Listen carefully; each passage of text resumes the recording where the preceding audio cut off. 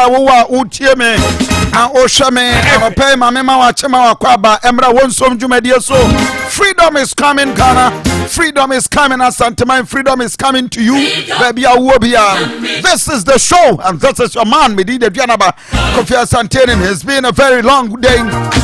And of course, the nano pay free Saturday consistent. No, we're going to be with you. The one some baby I see one I watch him moment coming to me. And Tiagina who some namin sumasum. Naya Buani Amagana Timia Konenim. This is how we begin the show. And nano pay will interrogate all the issues. Adaunaba, my Ghana moon. About us, and any day the card will feed into her. You want some Jumedia will be live on Onia TV.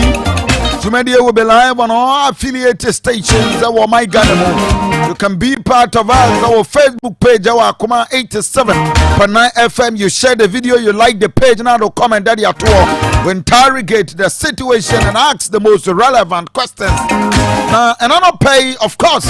Timino has been very supportive. We'll be near Queen. And of course, Nana Sensumens, the welcome man behind the Facebook page on Extra, maybe be a one on your TV. All the MCR team members on a pay good morning. A release and on a pay other sorry free the office of the president, the communications directorate from the Jubilee House at the Aba in response to Okuja Tablakwa and Ranate for Bekaya. More share on Facebook page a day a year. A plane Cassia come fe say no the danko akofado at the free Ghana echo Brazil the free Brazils abeko Kigali Rwanda Gami the flight, Gami the plane. Now, and no other statement about on that. Regina said, Okuja Tablakwa, Yamiani, who probably did try. Papa, no way, you throw for Okuja Tablakwa. A throw, what did trouble to feel. Nadia crowd watch a day. What's Okuja Tablakwa, Diana, Ojin one another. Now, I tell you, a flight way, and Okuja Tablakwa, the better just said. Another Danko Fado, Eddie, oh my God. I tell you, flight inside in the conference room, the conference room in the flight. Now, hoorah! That take me back to the conference room. Intihana ebia na nado dan kwa kofa do meeting bia. Obetra say nti obetra soro ekire ha. Na osaf ma fote ha. Na kanofuri atate ha. Na Gabi ochidako if so kubia. Na Asante be die to the mandate ro beku. Na yigina hingina ekire ho. Nti we nso ye the living room. Our flight ni abuaku. Hey!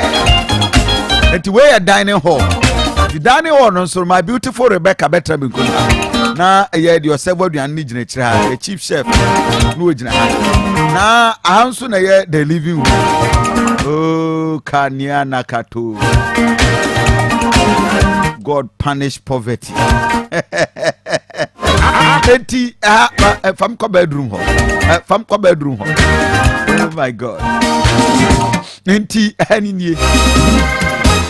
Na yadia flower crow a flight.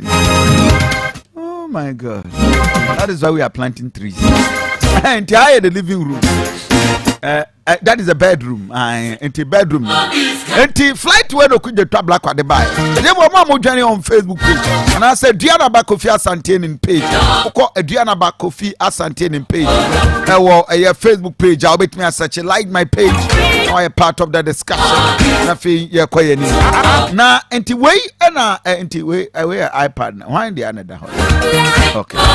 Now Okuja top black at the buy and to take me back to Eugene statement our day about anti way na Eugene at the 3-page statement at the Abba say enyano kre na now the danko akofado airco abrochimemu or the Belgium airline ena at the koye na okono na nado at the commercial flight ena the koye na opese tie 40 ase say na nado at the commercial mami the next page na nado the commercial flight ena koye kokodu Brazils na bro kokodu ho no na omo fa train na omo call baby a conference no nti na na adu kura ne bag na we di na chie nka ba kokura ya kaka nim train nim osi ye dimika na olma ka ho na kakra ye ne ye de ne call ye na wamu ba no ene beto odwa se nyame nim ni Belgium wamu akọ strike ewo ho unse na no ayifo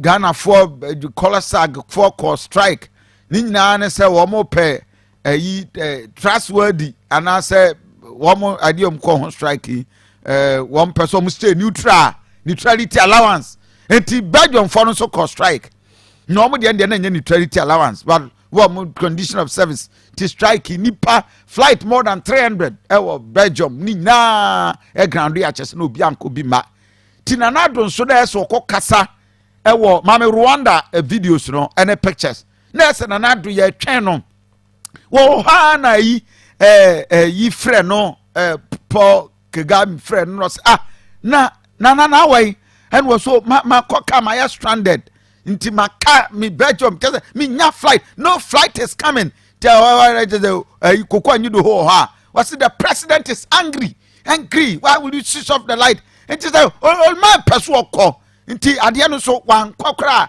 yi sa program am ko no Rwanda na nka nyeye wadwa ni wobi a woga kwata ena nkobeko akwa yenti wobi a twe no wobi agina ho msena na do ma ya entrance ya ni David nye gina ho ma yen saso na na do bro ni ye ni da so na na do bra na yezo bia twe na do Rwanda etina je so tutu nani a wode ni saso we mu enyeye ka we nko we ma no se ne ye chat flight na do ye se ne we suma chief protocol monko flight we say ozo Ganeska adu de do adu show boy adu premiere mama me flight bako na mama kamo mo fansim wa na ne flight no mate no pepa ho yi chalk no dimnika o Rwanda na do tam ye na ne flight ye nie nti ye chat no na ese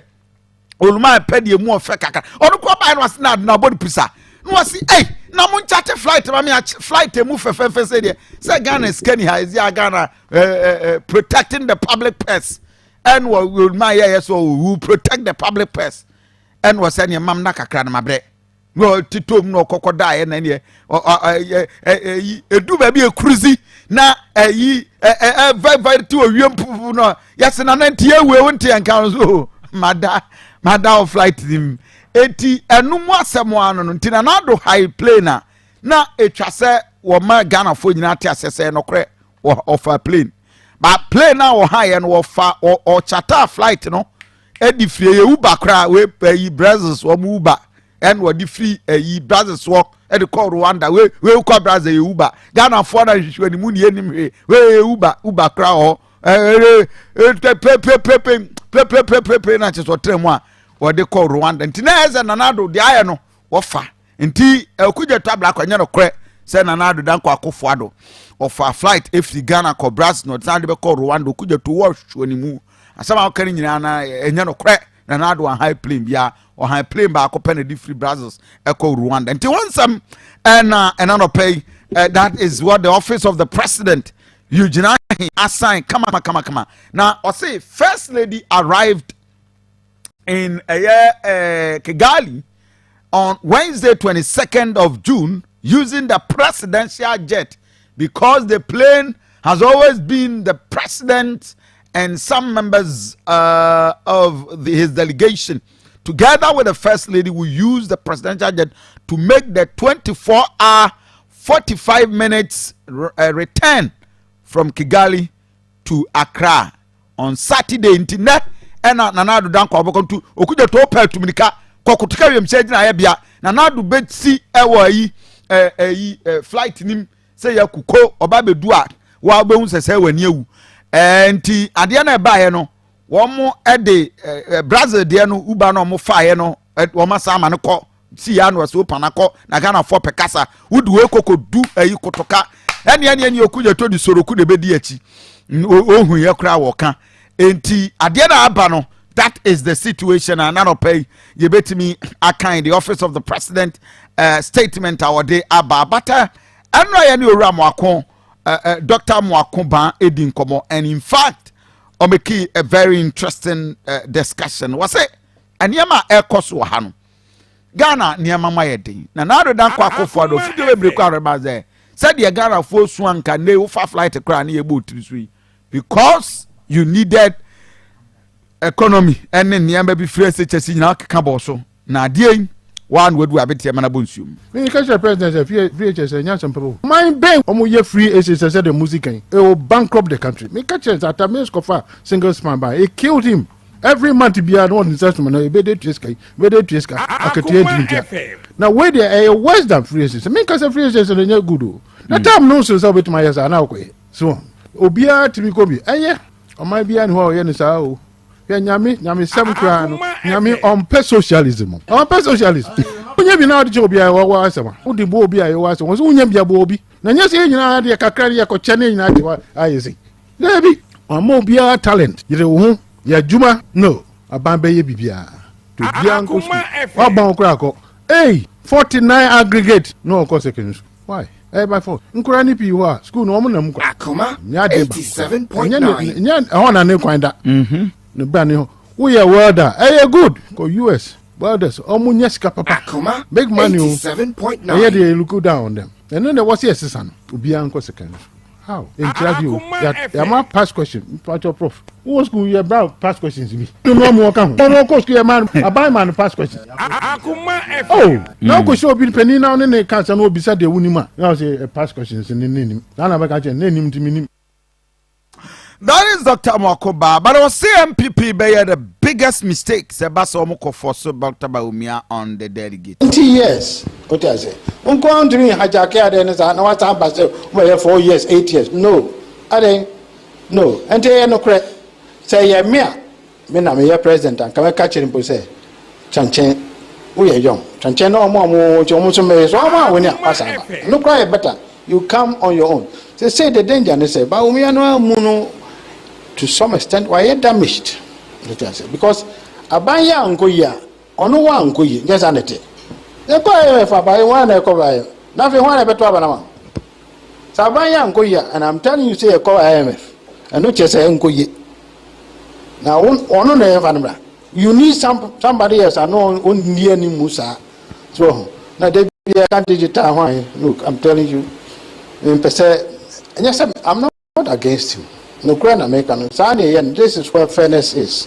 Penny forward, they step aside, let you come. What be a vice president, in effect, 5 terms up in oppositional candidate as vice president. You take his all your vice president. 1, 2, 3. And then we know about 1, Osako 2. We see what's happening. Right up for higher Kuma 87.9 FM. It is time. Say about addressing the president. And indeed, and I don't pay obey part of the discussion. We need Adaunaba Kofi Asante, Nanado Danko Akufo-Addo is the president of the Republic of Ghana. But Sabedua, we address the president, Mr. President. My ebisa say obi a what to say. And me buafu and makoma ewosoro no time for delays. Ghana and obi enya daje na obi a wutie me yenya daje ne yentie sankobo wi. Now, for more than 1 month, and there is a national debate, national discussion about issue of national cathedral. But many issues are caveat way. There will be a wutie me what me atie ye. Me a Methodist ni mapa. I'm studying theology and I'm studying religious anthropology. Minim sadie nyame emuasam esitie. I am not just a Methodist, but I am a student of Methodist minister wanting to becoming a minister in a good standing. I am talking as a Christian, but me the space a nationalistic space and I'm a say. Now you are relevant. I am not a Muslim. Me a Christian mapa. I'm a Christian. Everything about the kingdom, I Kofi Asante me defend it. But and now come ahead will be for emotions and tunchain for more than 1 month, 2 months in here. And the debate about national cathedral. Akosro abai na no pe wa utie me uteka mu wo adum wo Joshua ba bia utie me wo Ghana ba bia wo amba no opportunity ahwe no nua TV everywhere me pa to nya daje na tie ne ye pa. Masam ne say me Adaunaba Kofi Asante, I am not against National Cathedral. Thank you, basic cathedral. No, me pepa minya say ye seek National Cathedral we are. Ebeye me fe na me pe, minya me pe. But adia ba ko me pese me kam obi asi aso ete say in as much as me pe National Cathedral no ekwaya na na redan ko akofoado the later debate any niama aba ye de Ghana sika pudio ana AC the National Cathedral no Kofi Asante, I am against it. Na me we say na na redan ko akofoado a serious costing the nation's purse, a financial loss to the state. You become a National Cathedral without Ghana yet time yesika na ye dia kwa National Cathedral. I am personally against that position. I ask you to be at the time our my Ghana you needed equally important, more important pressing national issues. A dear crowded National Cathedral. I ask you to be citizen. Medical mother caveat no. Kofi Asante, I am not against National Cathedral. Me pe. But the choir na we don't go AC National Cathedral no. It is wrong and it is yan section and kancha na nasana nei. Where dia ye. Yeah. Edia crown National Cathedral. National Cathedral mutaya eba ye nyina ne say a great church for national purpose. The non-denominational will be Catholic, Roman, Methodist, Anglican will be able to celebration.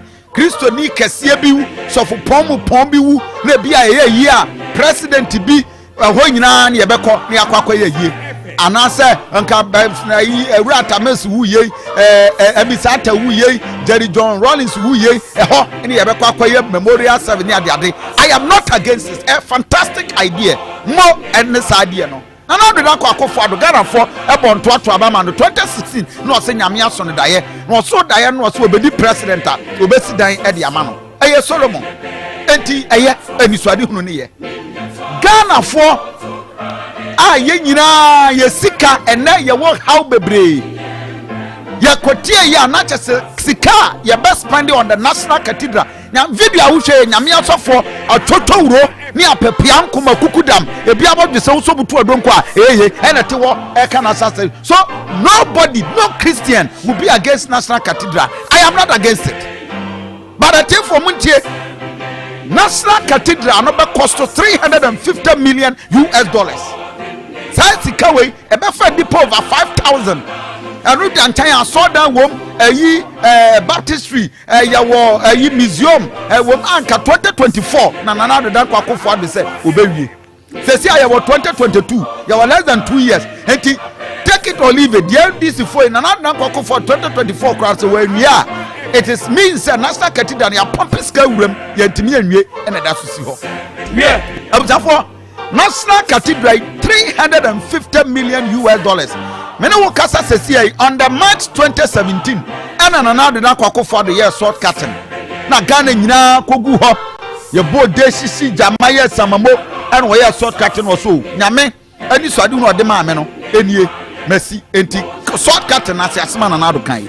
I believe for a very long time that there was a missing link in our national architecture, and that is we do not have a national cathedral, interdenominational in nature, where all Christians gather on formal occasions of the state, anniversaries like today, the inauguration of presidents, the death of presidents, other national occasions, and in the solemnity of a cathedral, give thanks to the Almighty. What we have attempted to do today is to begin the process of filling in that gap. We're going to cut the sword today.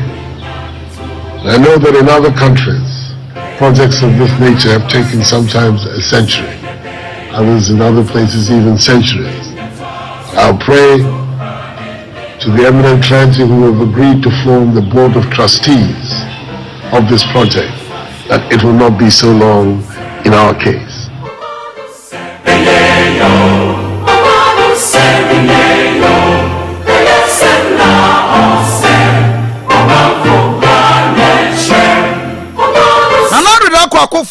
At March 2017, South Katana Oye, for the cathedral. And nana ya sebituma for fast forward February 2020. And nana do nom call Washington. And was see Ghana for botaya miensa and the sin ni so 2016 or say nyame bo say e mani wini a obesi cathedral no. Tie nana do dan kwa Kofi e Washington DC. America brochi memu bra no omo ye fundraising for the cathedral sika. I made a pledge to Almighty God. If He was gracious enough to grant my party, the New Patriotic Party, and I, victory in the 2016 election, after 2 unsuccessful attempts, I would help build a cathedral to His glory and honor.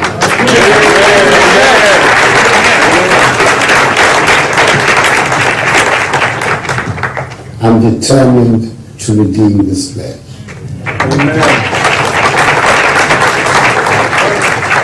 Ladies and gentlemen, I need your help to do so. Now, I'm going to say, I am a pledge me making ma Ghana. So, nyame mame to me at the 7 as president. Enti, I am a nyame bosse yen tamu bosse. And of course, Bible says nyame chirin kwasya for bosse. Enti nanado wanting to defeat and fulfill the commitment, no. Why this album so na sabe why kwasya. Enti yankopon so chirin kwasya for bosse. And was say, what the last say now was I am counting on you to help me to fulfill that pledge. Nane, I will pledge. Anya national pledge. It is a wusia.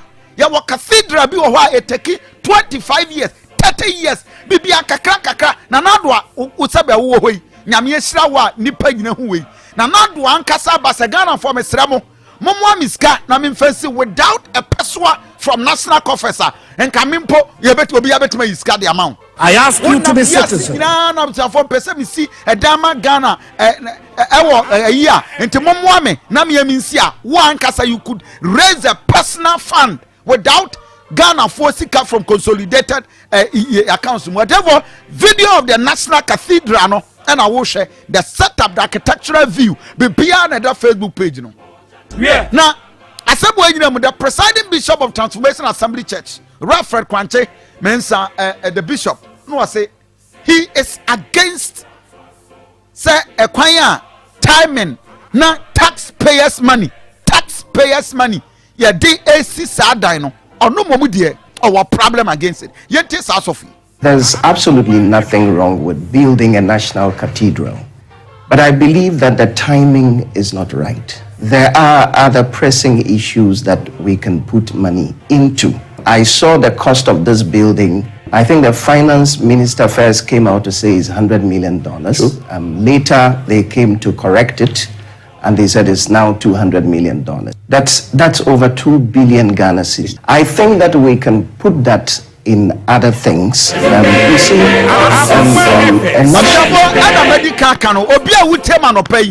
Kofi Asante, don't misquote me. Me against National Cathedral. I am for National Cathedral. But a choir and another than Kofi Adwaban. Pass one more tough for Ghana for Tico. And they say, I am against it. Sabre Wemu, Nana, and Ghana scan this National Cathedral. We have got it to a point, baby, and I'm here raising when you're doing one kwa. Now wait it. Nana, wait it. Rebecca, come on, I'm multimedia. Said come what a year documentary. Now one kasa photo who say wife mpo we yidimpo. Well beautiful Rebecca ka say Messi dying at the ama maternity ward at the amankwala. We did less than 48 hours. Sika ante Rebecca nya together with multimedia at the time and here I raise the fund with set come what no member raise the fund yes skadema work. And yes kaketwa. So why do you waste time? Because he practice said, another way, he is against you. So what time Ghana? Therefore, this is architectural view of the cathedral. You see, we are saying the bay. At the end of the day, but the point is that and you Ghana Fosika and a Sabra etie yet time dia kwakosi. And this is it. Now, because he practice say, another way, I have a personal pledge and let it be your personal pledge. Yet.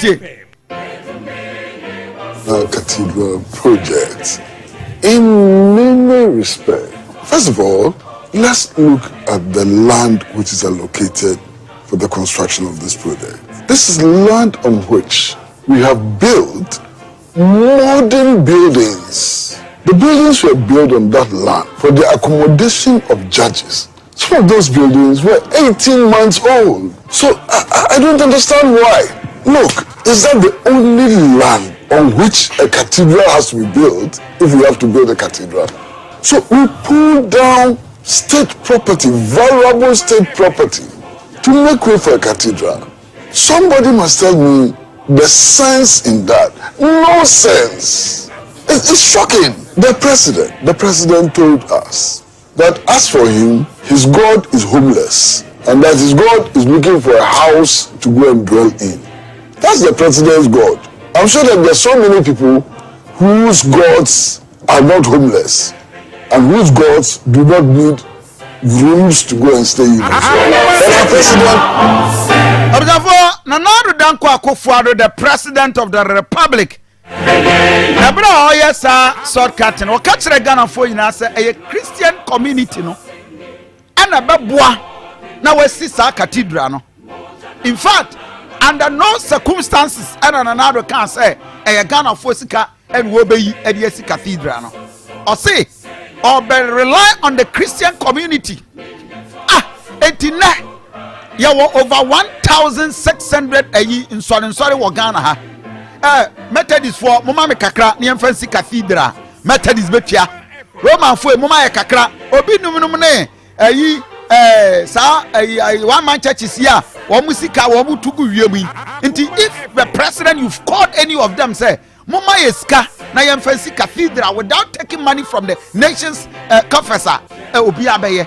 But nanado na nkasatefo otrofo say me dance ni we chire on March 6 2017 ebra nanado ye shortcut no muntia asem o kan ye na emisa sa fedie na nei eyeden. The idea is the state of Ghana to bequeath the land to the project on which we are, and for the financing and funding of the project to come from within the Christian community and the community of all believers in Ghana. That's the project that we have, and we are calling on the Almighty today to bless this project so that it will stand as a monument of the Ghanaian nation's continuing and eternal gratitude to him for the favors that he continues to shower and bestow on our nation. Just as one of thanks.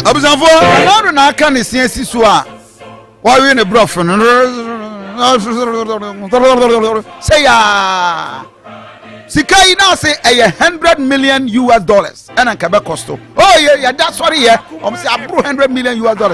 Cost 350 million. And I'm coming to explain to you $350 million. No, the bet me say I'm fan Kwanko Westi at this time our cathedral no want.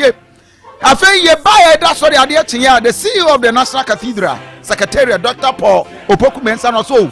The review from $100 million no, at the cost $350 million and on a back cost for the cathedral. No, justify the entire trust or mutu.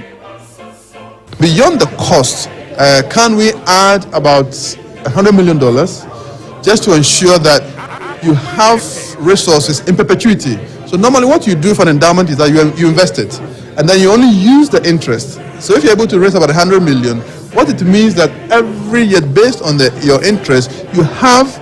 That's what most of the major institutions, the African American Museum, the Smithsonian, that's all how they survive. That is the target we have set for ourselves.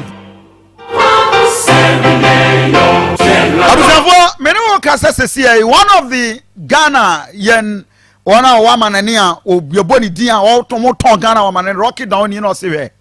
Nanado. Sabre yes eska wesi be wesi yenti no rock it down. I think the idea itself is not bad, but if the idea had come from a private sector and has been infused with, because look, we have so many powerful preachers here. They all have churches. They all have amazing big churches. Everywhere you go, Ghana has incredible number of churches. So as to whether right now, at a time when our country is going through so much, as I said, being a country too that is driven by the informal sector, and this informal sector too has been totally decimated by the current economic climate around the world. People are feeling the punch. So this is the time that I feel that our investment should go into being able to shore up the people to be able to find their footing so that they drive our economic, way forward. So an idea like that at a time like this, I feel that it is very hard to sell that idea. Sorry, about 3 weeks ago. Now, I bet you just say the cost of the project, ya come over a 25 million Ghana cedis. Oh, near the amount contractor, your design. Now, ya judges 49. Now, you two with the huge amount of scar, ya started investing. I think Ghana sika. As we speak, Mabura took fear chroma when you do near time near the codem. I don't know who the top black was or Sebusian for. Now, the Danko Fado, or Boga or my Ghana Japadim. Says Yadia, what took pete or took Ghana Sikasra, Ewa, and Timon sorry. Now, here, the Biaduno, Atokrodo. This letter comes to us as a surprise because we are not aware of any allocation in the budget for the National Cathedral project.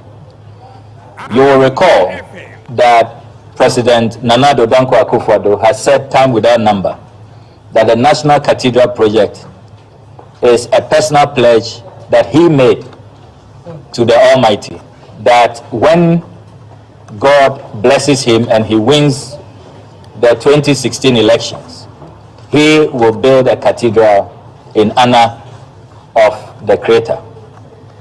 He has said it's a private-led initiative, and he has sought to mobilize reverend ministers, pastors, and the Christian fraternity, and they have urged Christians to donate to a fund.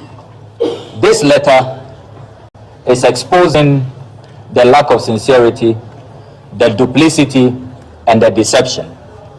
This letter is confirming today that contrary to the claims by the president, the National Cathedral project apparently is being heavily funded. I ask you to be citizen. Another, what say you are protecting the public purse? At the time when my Ghana, you hear Sika Eddie and Yama Bebre, one Kasa by inflation 23%, highest ever in the history of the Republic for the last 14 years. Nina, and pay question Bayer and Noom and Yabisa Ghana Mampeni. For $350 million. Ghana for Mutiewe, Obia Utie Manopeti. On Facebook page, Ayakuma 87.9 FM. Shedane is one of them for Pokiasi interchange. Nana Addo Dankwa Akufo-Addo Abeibo ka $94.8 million. Mutien here part. Pokiasi interchange na isi wono. $94.8 million by African Development Bank. And I DC sa interchange Swami interchange in fact costing our Kenya is just around $100 million. Actually say a bit me see Pokuasi interchange more than 3 ewo my Ghana mu and kebet me see Swami there Asante there aba be si be kwa run about there. So within 4 years, you were $350 million a Ghana. Yeah, baby. Nana Addo Dankwa Akufo-Addo. What's a Ghana for Asante? Mine Ghana for in Abo. So we be see interchanges. I will claim. You were almost 2 years to end into your second term. You who are so crying the Abo form. The last time I checked, you were at the pre-feasibility stage. You had $350 million and Addo Dankwa Akufo-Addo. At this time. Yeah, the Kwako see your own personal pledge to God. Cathedral. I am not against cathedral. Obiantia say ye. But another timing way, a robbing Peter to pay Paul, a dangerous mission, and you are collapsing one casa when people party. Sadia way can take your government to opposition, and a dangerous for this country. And the time I says Kano, Swami interchange, Winyam Koho, Bakwa interchange, Winyam Koho. Ayi Buankra Inland Port na just around $285 million and Kenny Korea government. Later on also my revenue $330 million.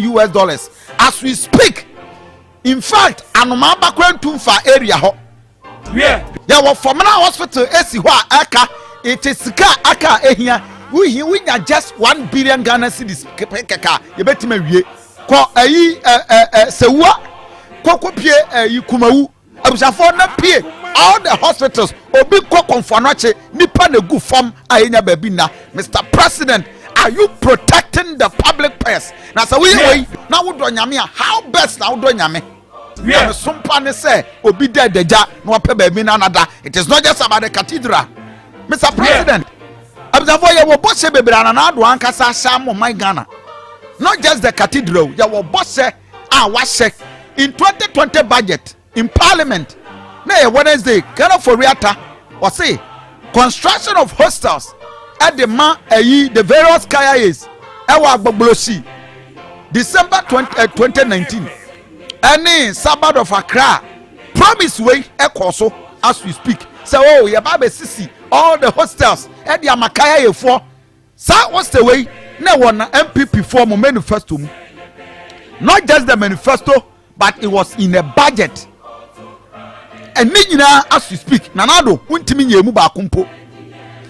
In MPP's manifesto that many worker betema project MPP 2020 manifesto highlight housing, established national rental assistance scheme at the lowest interest loan for Ghanaians. Emma wetu omo rent inti kababunu where we are training college uko high daya ubenya national assistance loan ubekona wonsa akoka building of low income housing estimate for rent to own or outright purchase, establishment of Ghana Housing Authority. Some project we create land banks and in Yama way you promise Ghana for in your manifesto. Unfortunately, Bakumpo, Chichwani Mus and a cathedral. At this time, the Ghana for can say nobody is against the cathedral, but Nanado the priority possibly and dangerously wrong at the Mount my Ghana. Wow, promise yente na Donkuma at the time was hostess no sisi ayababe sisi kaya efo nyina benyabi yente. In 2020, government is commencing a 600-bed capacity hostel facility for Kaya in Accra. So put your hands together for His Excellency the President for such a major intervention. It is not just a hostel facility. Once it is put up, we are going to have a special program focused on entrepreneurship. Why are some of the several other promises? Nanado MPP Manifesto 2020 on health. Construction of a year agenda 111 health facility, including 2 psychiatric hospitals. Now you beside we traded yeah assassin baby cry yentiminya a crime my homo. Construction of infectious disease center and ready Nyamiadom CSC. Remove import duty on sanitary parts. Focus on telemedicine. Sanyama way now you promise as we speak with me and for feeding mu bakumpo. Dr. Baumia yente some of these promises. In the first 2 years of an MPP administration, under this infrastructure for poverty eradication program, where every constituency will get $1 million every year for rural and deprived communities. Under this program, there should be no village or community in Ghana after the first 2 years that would have a water problem or a toilet problem. Hey, I'm promising you, within 18 months, of a new government of the NPP under my leadership, the face of our country Ghana is going to change. Electricity tariff, they're about the tissue, they're coming to reduce electricity tariff. And yet to me, I'm not quite confessing about the bubble chrono, my classic Ghana politica about the same go to court. They are not in America to me. Yeah, but. It's a etumi amagana etumpo emesika ena hoto eni etuma etumi aboma na Ghana so ele etumi akole Ghana ya ye mobodo ya mobodo yetisika so esu akonde yetisika so esu akonde onyakubo ma ne kwana me ba ya pani ama de sesa Ghana ya mobodo yetisika so that's come there nanado yetisika so 350 million ya de koye cathedral. How do you do this as a president? Would you or mahua? Would you opposition? No, maybe why will you do this to yourself as a drug committee? I can't see yes military base, yes police, yes publish police station. Sad you ever in Akrano, it will not even cost 100,000. Body camps, your former police for Nanka, Wamu ya Niama yet Miahu, your friend on Mababu, Islamic Senior School for Obugu so bunko for Elkum Kofu Krumhe. And no cry, we have not done it. Several promises and another Nanka Kufado. What promise it to the country? I went to me. So why the rush? Say Ghana seek a whooping amount of $350 million US. At the time when one Kasawa Bayajatum said, Russia, Ukraine, and several other international economic hardship, Ama how Abagana so.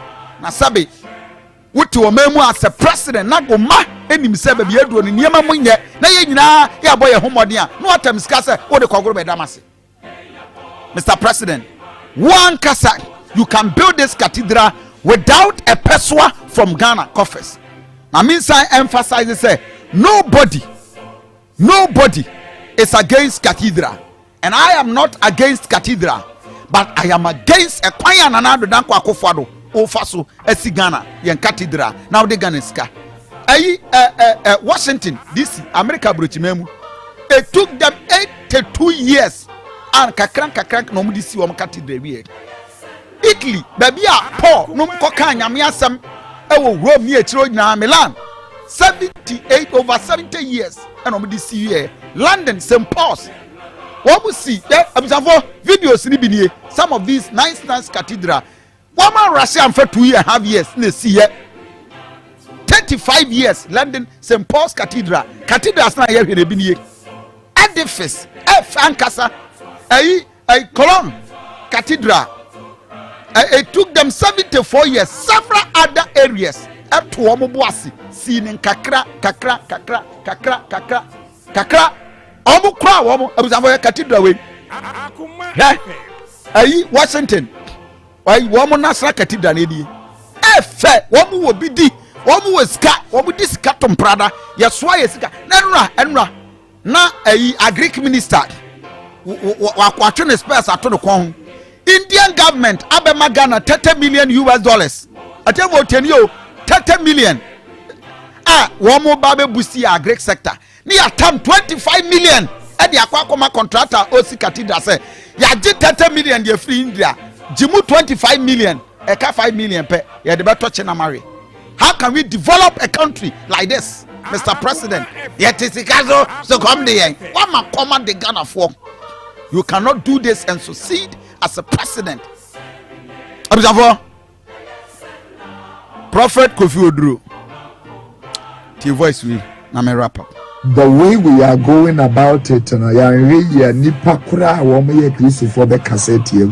way government is going about this whole thing. Let me use the National Mosque for example. State funds, this nation, your one city, government, any the Muslim community, and why can't we do the same? Why are we going to tax days on the nation? This whole thing is already bringing heat. The point is, Adiobi is not right. It is not right. The president made a personal vow to God. That vow must be redeemed, but not this strategy, not this method. The purpose is perfect. We need a national cathedral. Your methodology is wrong, absolutely wrong. You told us that state funds will not be used. Now state funds is required. That's deception. That's a lie. Mamentia, Dr. The very Reverend Dr. Kofi Amoaten, systematic theologian and Christian anthropologist or Chadia Trinity Theological Seminary Ewan Crime or say as a president Kasa Cathedral we tax the Christian community na yene yin simam and obia Solomon in the Bible and Papa David epe bibia gu ho at the man no. In fact David provided everything and cement ni bibia no the basic cathedral. It took him 7 years and son Solomon etimi complete cathedral for Israel. And now the kwako for the 2.5 years ABC 350 million cathedral. Now they why? Di ankwan abusanfo nana ebiana urefi but to kwako futu. That's why relevant at the mount. Before you leave Ghana as a president of the republic, no, don't forget Otiko Koso futu. Until you are done, Mr. President, we will not be done. Ghana for to Abama and Adudan Kweku for the Yantua money per account will be a 2 million demand watch Chibiamu Biara. Etika who is a woman watch a chairman will be anywhere I did to me man no count. It's me nana no. When him say me no free to nipper to word to no I nimbra me new walk. Adam no near free fan number 77 and son I was about me boy Nana, a champion water tower over London, Yamino, Nana, Namni Kojan Techinum, and son, I was a buyer, Mobabijin viewer, and says I bear net, put here. I am a lawyer, no me no Nakunina, any aqua baptimne, and now some crop catchers won't pass. As one young worker said, there be said him sitting at the Antissa, Mediaca Cran, say, Media Futupanam de Bemau. The Ghana for penny Juma, the penny I read, the penny Coswo, and one everywhere. The trouble a bobo sawari. Obijina TV3 so catch any pana was soon to company for no Kojo Mahama or catch and Sabani, the comnia buffo na toye. As I con another also catch and said a comnia buffo so no so banwanya, the comnia buffo besa to who own him there. The word Drewum Pesica review and he says a Kuhuna Jumani. A dean Kwan says a whooper. The Bell Diva Comusa and Passable Mampany by near friend and other or Baba here Ghana year.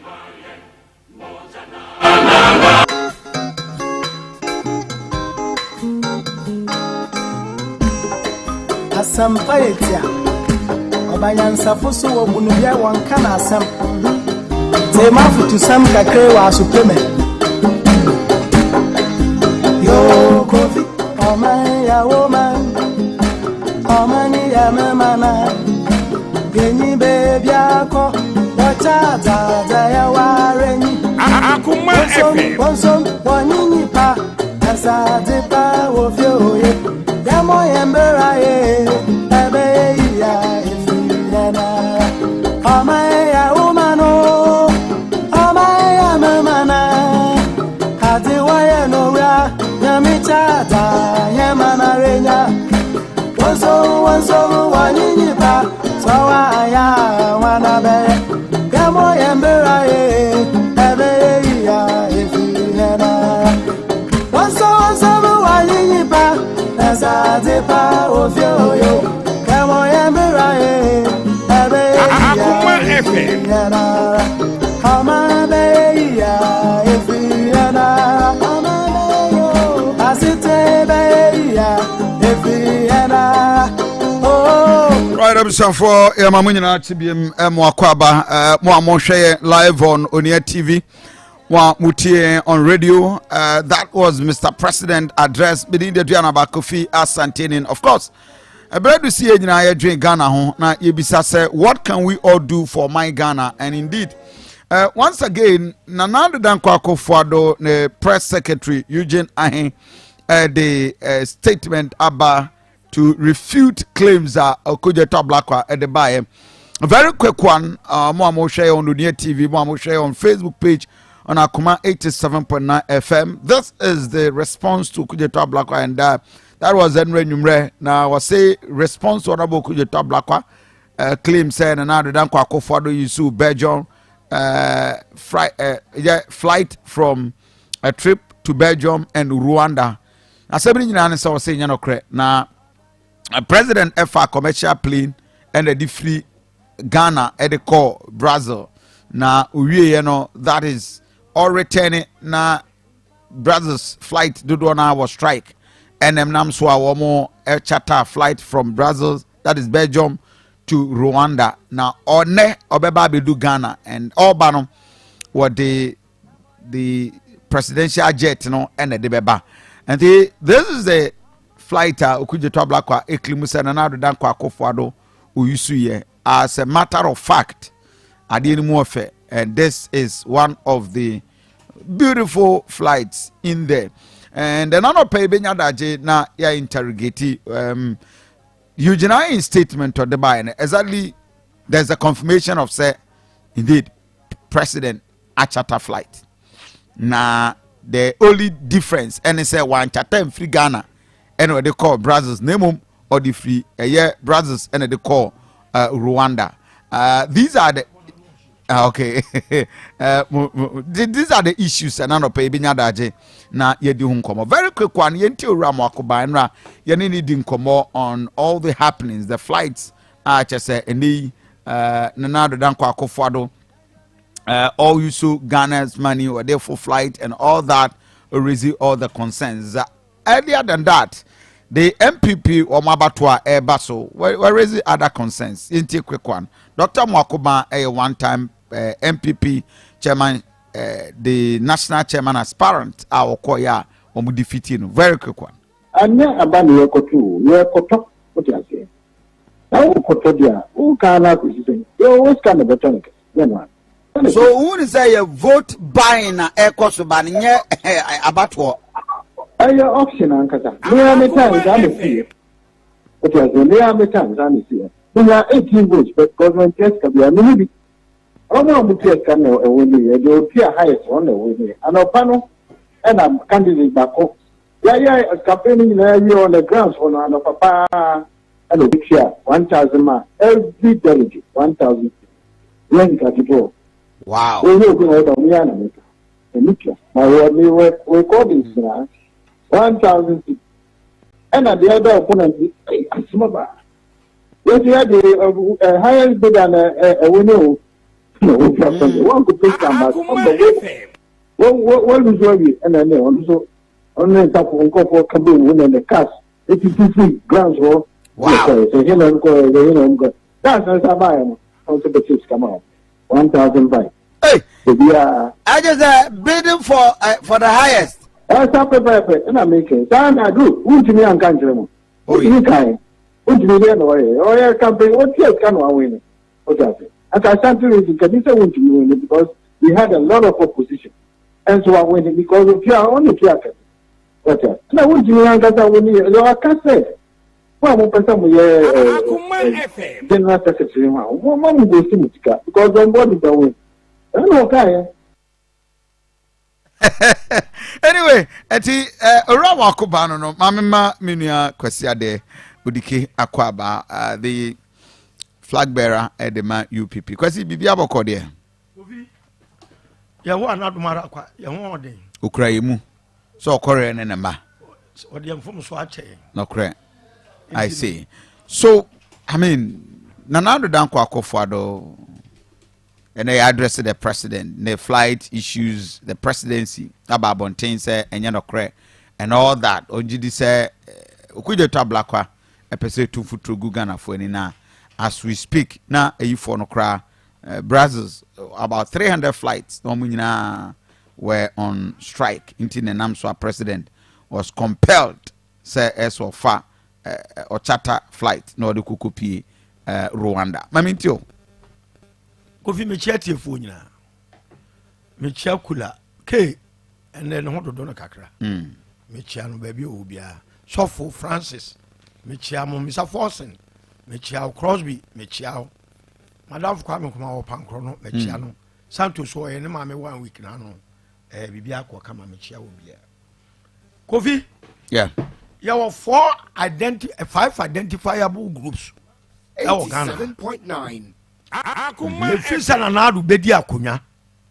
Woman dear, almost anadu nye mistake da. Woman Sankrofone MPP parliamentarians. There anadu be ye biaye.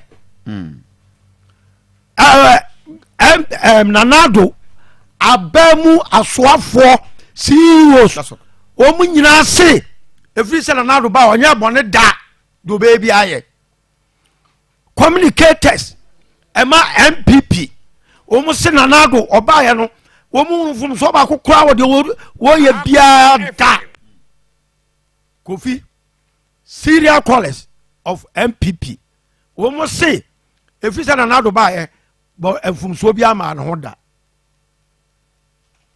we sure say sa no moka Kofi Asante opa go back ade bia na Akufo do be ye bia no womu ba be defend it sankrofo ya ma identifiable group ya mabobo omudin ade bia na do abeye biara ni ho a omu ma abonte me defend say I see se na do na so ka se ade no general public ne say omu bo so a omu nya se na ye listening government na ye listening government eti se na withdraw dia yes we are withdraw Kofi yemfa sa chechele o man mo ya salo ebra so se munyai na yemfa sa nchechire o man wa ban se wo yam pipini a wanya adwuma wona na Akufo ado amamuom na se o pa MPP party ni ye na pese MPP e cha ba mu a aka ya mo kwa no se mo kritaze aban no na mo twe na adwene sinia ma bia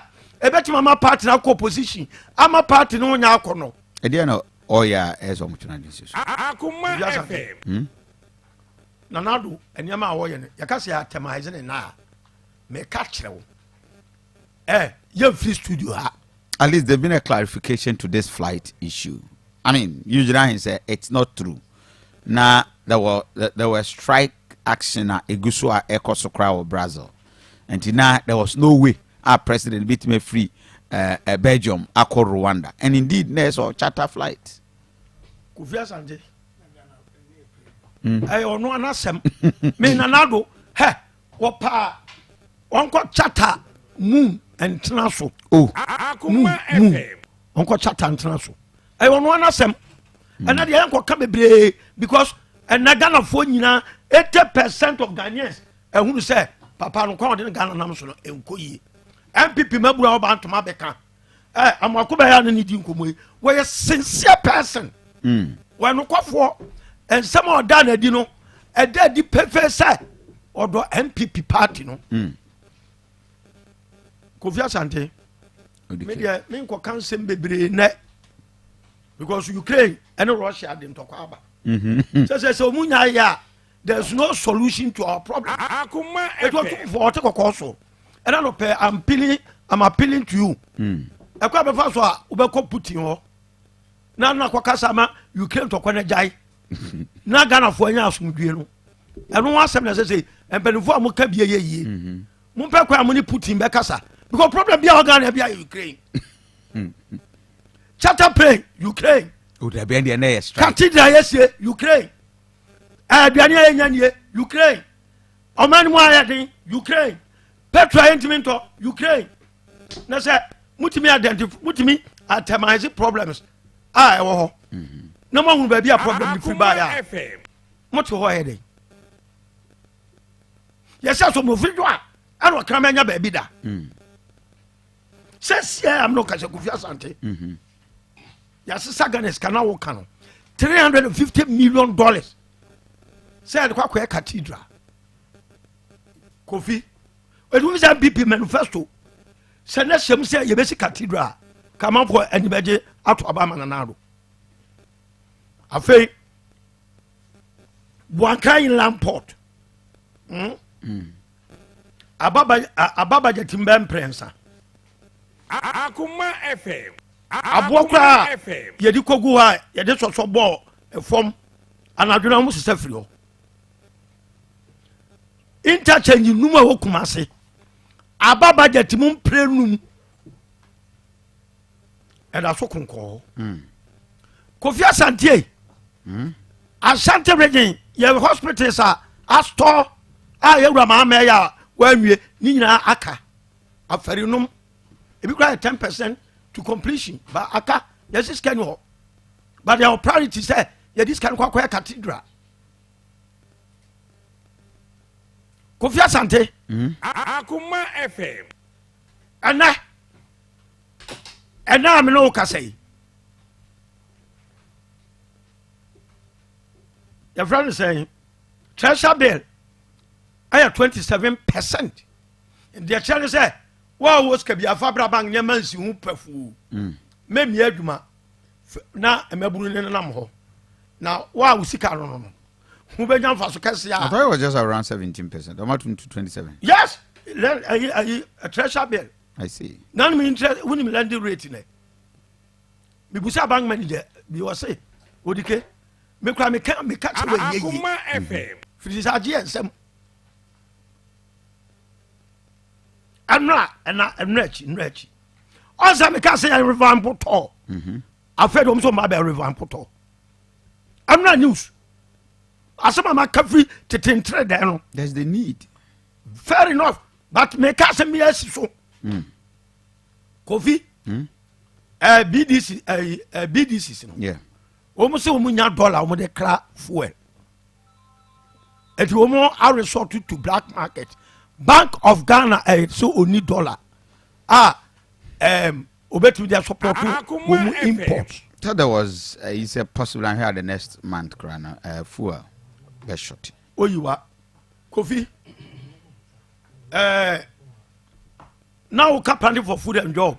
Yeah, we'll come to those ones Okay, later. Kofi. Me nua ma trans. Aye, we'll come to those ones later. Baby Ghana akoduro no. Yeah.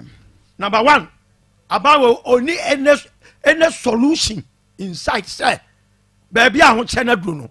And then my band also say these are the measures. I'm the go akwa mu a me dey ba abe mitigate. Okay. Suffering. Omo de do kan say ya de ko say Ukraine, ya de ko say COVID. Mahama ne say niema sankwa no nim ka Ghana for. But let's also confirm, say indeed, there's a strike action at Kosovo or Belgium, and as a result, several flights are grounded. Now, this is a site straight from the Brazil's airlines. Hold on. Walker be projected the statement or be beto on Muamoshe TV, Muamoshe on Facebook page. Yeah. So Rebecca. First lady. Or the aircraft to the aircoin. What the coin? Or the Frigana called Rwanda. Who Frigana called Rwanda how many hours? By air. I think about 4 hours. I don't know if Kigali air Quebec how many hours? For that, I don't have it. Yes. It is so we are supposed to protect the public purse. Mammy Rebecca cry a bedroom. Omo December ki ya set flight no continue ba bedroom for president e bedroom. Simple. Our economic sense will tell you, sir. And I presidential jet in here saying, yeah, papa. I bet me Frigana call Brazil. Oh, TMA. One just top of our Kigali. Akuma FM. Oh, that be a Belgium. Yes. See the American. We be a Rwanda. We be a Rwanda. So we free Rwanda call Brussels in 4 hours. Okay. Production Munchaki Mame. I was from Rwanda to Brussels with flight. Yeah. I take more than 4 hours. I could do Kigali. Yeah. Mammy Rebecca Musi. I was separate no echo Belgium for president. No better no more Kigali. We are no Minabumaba. Oh, okay. I never see one coin. But wouldn't you also say the president the commercial flight in Frigana call Belgium? Yeah, or the commercial flight in Frigana call Belgium. President for time in the statement of a train ground at the call. President for time. Where TV so not British Airways is yeah. Not President for airborne. Severally British Airways. Our President for war for commercial more than man can 20 times. Final 20. Medata on quite na Lufthansa okotra economy. Yeah. One call wama. Me that can be blame say. And some Kosonia and MPP for Bantama. Woman now abetima here. Says we demonstration. It the on two realities. Our Ghana woman reality no different from Ghana for realities, you know. And Kwasiano Dike, the founder and we have two realities in Ghana. Medase of UPP, we need the Adaunaba Kofi Asante. In the studio, we have Solomon and Kansa, the former National Communication Officer for the NDC, and Minua Kwesichi, of course, the immediate past regional communications director. Kwasi, yes, sir. good morning. You're looking great as usual. Oh yes. Na then protecting the public purse. Oh yeah, we definitely are. Are we? Yeah, we are president. Man, disappointed. Several people. Disappointed. Almost that the man is not helping the country. Akwame no person help country. You're not protecting the protecting public purse. Abaya wa ba within the last 5 years. Otimi amount about $21.5 billion railway project. A BC Ghana had that. Next, do by the close of year, no. That one can over bullet train money there, Nanti. You can see it for yourself. This is a who pretended. So person who do my question. The railway university completed and could come schools to see a woman.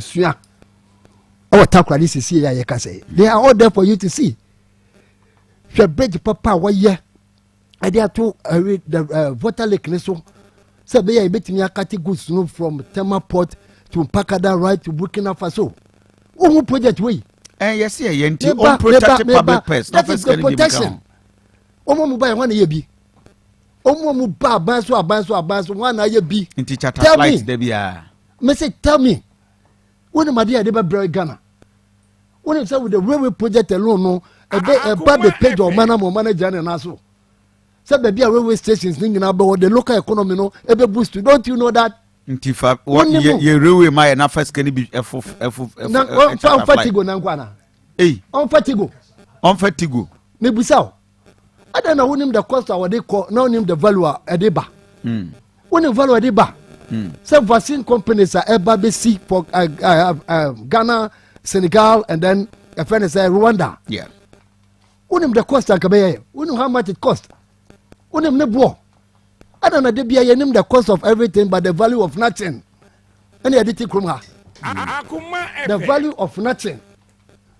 Any aditia. And then my cost of krumha say no ye won't be. Almost about 10 STEM schools in less than 5 years. Now, Mr. Makuba, we'll come to him. Protecting the public purse. See a basic second. Dubai interchange for $260 million. Now, Pokwasi for $96 million. 98, and your protection. Hey, Kofi, minimum they will be protection.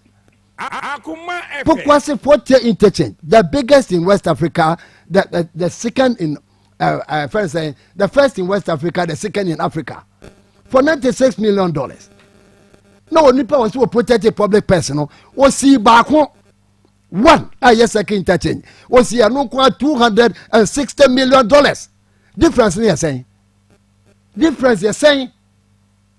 See 3 interchanges for about $280 million. Vis-a-vis 1 interchange for $260 million. Difference you're saying. Hey, Nagana debe ni epebio. Protection of the public person is saying.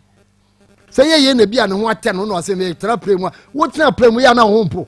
Wo ka say premu tra ya gro. Premu tra ya gro. So sorry ya was me kwa tra premu na makwa ha no makwa onko ya hwe. Onko ya hwe amunim ade breye. Na say ya tia na president ebo modern aye Ghana Development Bank of Ghana. $720 million. What can one say? What can one say? What the paper natural? The paper natural. Memory. The paper natural. But what's about free fan buya? Oh, ram me patio nyawano. Oh, we are me boss. Oh, are me boss. Oh, sika kwa ode kwa ye 1 district 140 kwa kwa ye nyawano ni anko. E ban lo kwa ye. Wa kwa ja ban ejina wanam. Aban ejina wanam. Oh, ram nyawano na me kasa. Ejina wo kasa na me nyawano no. Aban ejina wanam. Aje say sika no. Yes. O property na ade be kwa akwaje. Na mom aban na be ejina wanam aye. Ana wo kwa akotua sika no a. Sika na akwaje ye no. Wo kotua aban be tua half amount. Aban be tua interest half amount bia wonim. Omo ye bi ye 106. Wo pa frɛ company bia wo ye bia wo nye sika dia ye. Wo kwaje sika wo bia factory na kan. Let's focus on that. Me focus na wo ka bia me aka bi ncha no. What I say? Wo ko ye no wo so ko ye best and handkerchief kwa wo ko ye. didn't fear me and son. Sikana saw too. What do you mean, quiet? What about Patana is who come with a quiet basic? Yeah, oh, me pato. My minion a personal be. Go on, no person, on another person, no. Me, my minion, my jumma, so. Kwasi maminti o. Ya tu abama no, but I didn't know say. Kwasi odike. Allow Kwasi chi. Kwasi make you submit. That is okay. Kwasi office of the special prosecutor we can address these things in a special way. Odike, thank you very much. Now maminti Kwasi. Yeah, me say. Yeah, Kwasi. I make an no kra no aka. Me what documentaries thing now. Kwasi, we'll look at that at the right time. Oh, please. Odike may you be me pacho. My body because I feel you free discussion. Protecting the public person and I make a channel. So we check Tamale interchange. We circle interchange. We check a friend is a Pokwasi interchange. What can it mean Sabuma? A bema $286 million. One circle interchange. About 260 million. Was it with the cost of say a charter Friday? They say, yeah. Oh, maybe I'm for come to Calnian from. As I make us a side diano president for the buyers here. What back I said time now. President Kupoya say a tossa a friend say 500 ya. Near tobacco and a far 180 passengers near daddy. Satamano, Yena Casa, I solonum almost a come the gunner for, and a dear and a never be any daddy. If you want a young toss our plane, no, and we've been a Niger president, Obekai, Omoye, Africa Union, or the Bahasi. And then, if we sat time night, President Kofi, free so I young toss our flight, no. Plane I had Chatham Kuano, a bit to me at Tobemi and Sa. Oh, yeah. Blasters a 4 quiet chatter, peacekeepers a quiet chatter, police 4 to quiet chatter. If be a chatter, sir, as was not President Kofi Dreamono, yet on that time, and Kabe Boye. And I make us see the cost of everything but the value of nothing. And the editors are on my you. What I say? It's a bit of economy. There's this would say. His Excellency protected public personal. All con and all call holiday. As I said, you walk on one casa for Jujon. A different thing. But all call on duty. A year was all ye. And walk quack. Walk away and Susan fun and some man's appliance. What the baby papa I then at their bread. You have. Tips are president takunya meti abu bon 1111 and benefits are at media bread.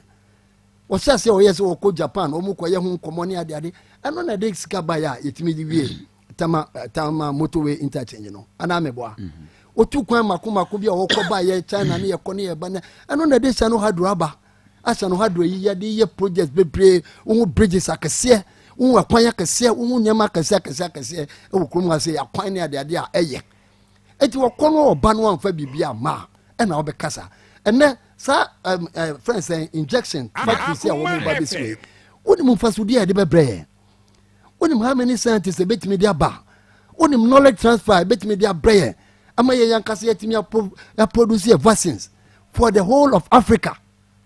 You know how much it's going to bring us? A big piano ye beka cost no yen hwe effects na de beba. Who this care share juma BM1? I did was what you know be on say. Sikana media shame no fast with the bang and I did prayer. Okay. I want to be this idea was here Ghana for near share. No mum yakasa president I call starter plane. Or the case in common for plane the infant chapuno. In chapuno. Local duties there. Play way a kuni pamama ko si jane. Yes, mama escaped a look at a tema kuyaso. Major is all your way. What the 2 kind?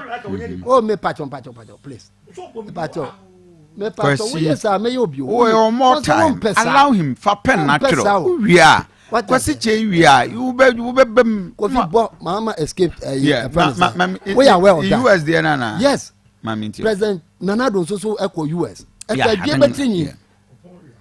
It one fan call. What local Debbie Diabet me diabo? Okay. International Debbie. Young fan call.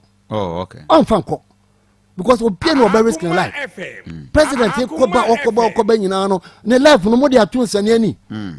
Wo dia tun sane ani. Ana so fi say ye da so sorry ye say ye koye bibi o bejo no aso no pa no ko. Ye kwa koye we no ko ne ade. Ye wo ha 2016 but ma 2016 Vesta Airline. Vesta chartered flight. Ana papa we ne papa de e ba kom e charter ko ba ye. Vesta Airline. E wo ha. What I say na chartered flight. ɛdɛmɛ nfa so na ba so de ma ye ɛdɛmɛ nfa so na ɔmo de brɛ ye every trip bia president akɔ bia no Kwasi, allow Kwasi Adodike to talk. I am the host. The time so I will stop him. Kwasi landing. Okay. Kwasi mami what tio. is it? Enti no me wojide mapa say eya dwuma papa na president ko ye okudi. Wa ni amane ho. Thank you. Odima o my Ghana. Bedase. Enti ensom na fe okuja to abrokwa. Sa time no na o ebas na kwatamale. Ere no charter plane de kwaye na hwe ho ade.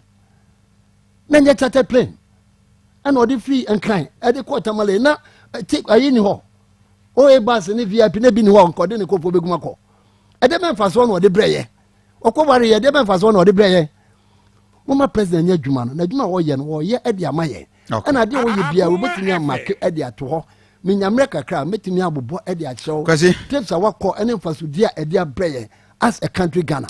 Kofi ayi a friend say otu kwan ba ya obeye sa Development Bank of Africa na make ho asema odike ba mu $750 million.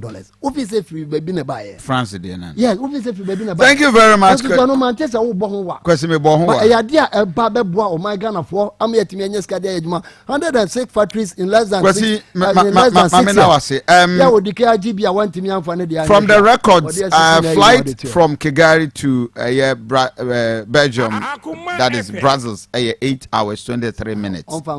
8 hours 23 minutes. That is the travel mats and the distance. Anyway, that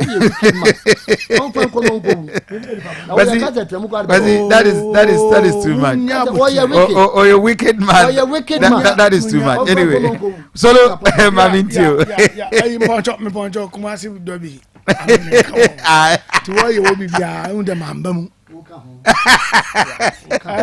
Okay. Good. Opemso. Yeah. Nana Asante. Ghana's Akuma FM. Yebechia Nana no waka. Waboa no ma automation ne man ne mansin mu ye. Yebechia ya sofria wabɔ mpae mo man. Na achia NDC fo a wo Asante mansim na Asante man nyina. Anopai baby I didn't come on if you know. Mera Homa MPP ni bia obedi the man come on. San say MPP for one tifo. I see. Now why do you say one for Bro Magana for? You bia ni wa yes rabofo. And for me a day or what? Yeah. The issue of jet echo for Kujeto Abam. Okujeto yan to Abam man say president. On Samsung for Ghana sika no the chatting no head or the ko baby head or quiet no asama ya kano man penny ni sika no there you mean no na yesika and the Ghana for yes fata say ye beka aha no ma catch all the MPP for urban Ghana na MPP a we choose MPP on so buy we choose MPP o baby an one ma the first lady Ghana's constitution does not recognize that they will use state facilities at the expense of the state. Say any man may catch out. Say any na kanya. Me pacho. Say. Mami Lodina ekwe na kan. Na me solo me catch say she was right and blah blah blah. May choose NDC over MPP. Today ma wo ye. I have told you, say, the NDC, yanyandam. Yeah, I can't send you on my, you're too admit. That is why I NDC penny the party on record in this country. You're too many, yes, 7 appointee, didn't call court. You're too many setting investigations upon investigations. On ye, a Kukulala investigation.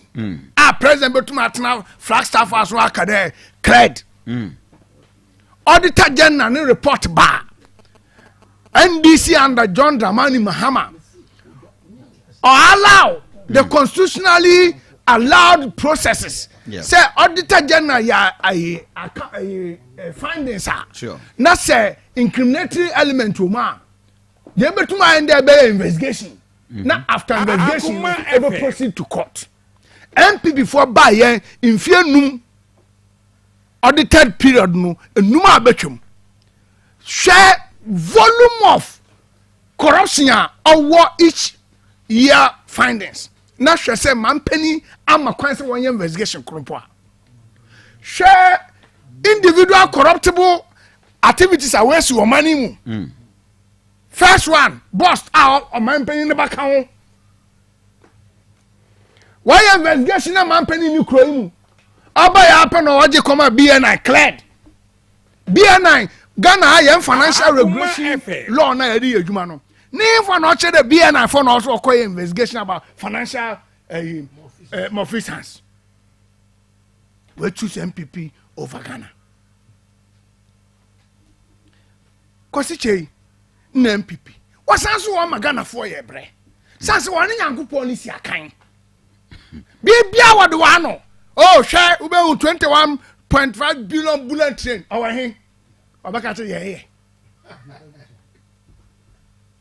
Nyankopɔn pɛ na ɔsi let there be light and there was light nti wo de no ɔsɛ woyɛ din what's action Akuma FM west nti akɔ west wo na invite nyame ne nnome wɔ mani do because one no na de yɛ bibia 87.9 Railway University wa commission wo secondary takrade ami to minimum ntimi phone ni nche ntimi ntumi nguguri but I would doubt it. I think it's Takwa. Is it Takwa or Takrade? Okay. Yes. And it's a refurbished old one. Yeah. You understand? As a kind of maintenance, that be educated. Me, I want to meet it. Yeah. And the asma me go far and say, you're from all location. And the NDC now a technical component of TTU. Who name sound NDC no? And why technical division of Takrade? One over two Takrade Tipoli or the university. And NDC one year converted university into what about you know the independent university railway university. This is what we want to tell a man in our candidate. Me count any president mama ya call her. Na me a communication officer. I wasn't a me free. Akuma FM. And Taba send a pedeka. On Yamelo can see. But now I can't do. When Samsung Bugana for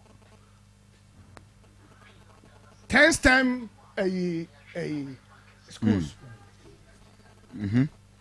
STEM. I had the papa. Yeah. School crew. Oh, you want 10 STEM schools. Omboko. Nanu ya. Yeah. Adi what to do? Say MP before. Why do you want to say you know soon nature? Because soon the nature who into all casa. What casa them a no soon nature to them one way no soon nature won't wish to Ghana phone na you I buy.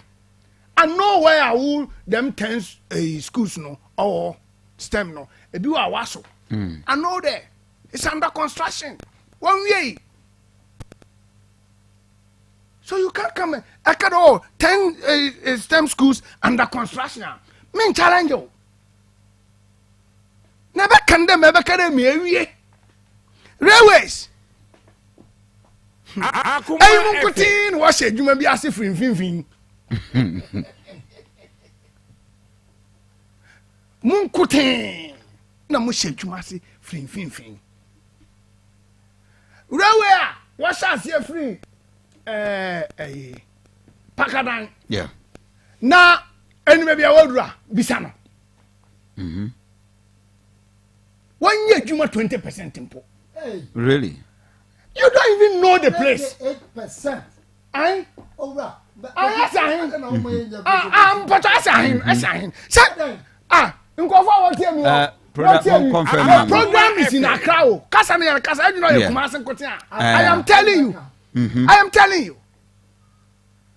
Of water original.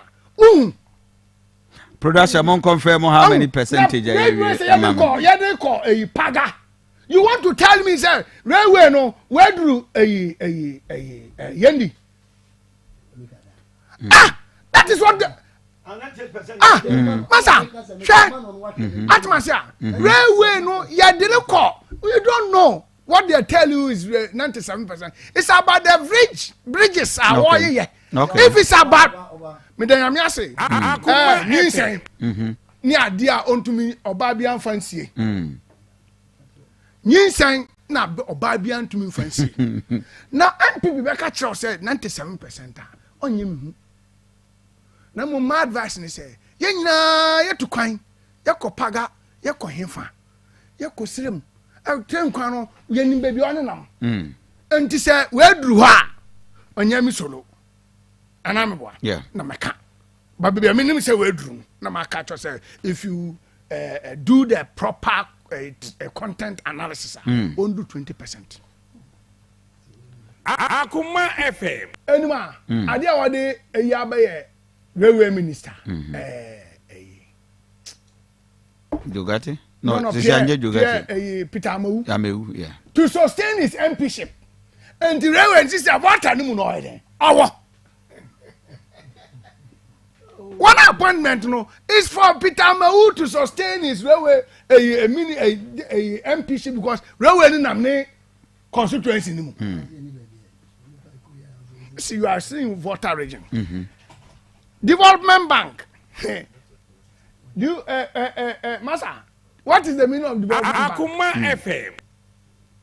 That's about drive, about revolutionize the developmental agenda. Yeah. Into agenda 111. Development Bank bay, you will bear 50%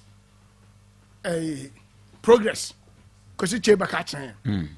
With the advent of a Development Bank, Cocoa Rose, Nina, ye. With the advent of Development Bank, water extension, electrification, and whatever, Nina, why extension, MP before, although Magana for you. But you see, I don't go that way.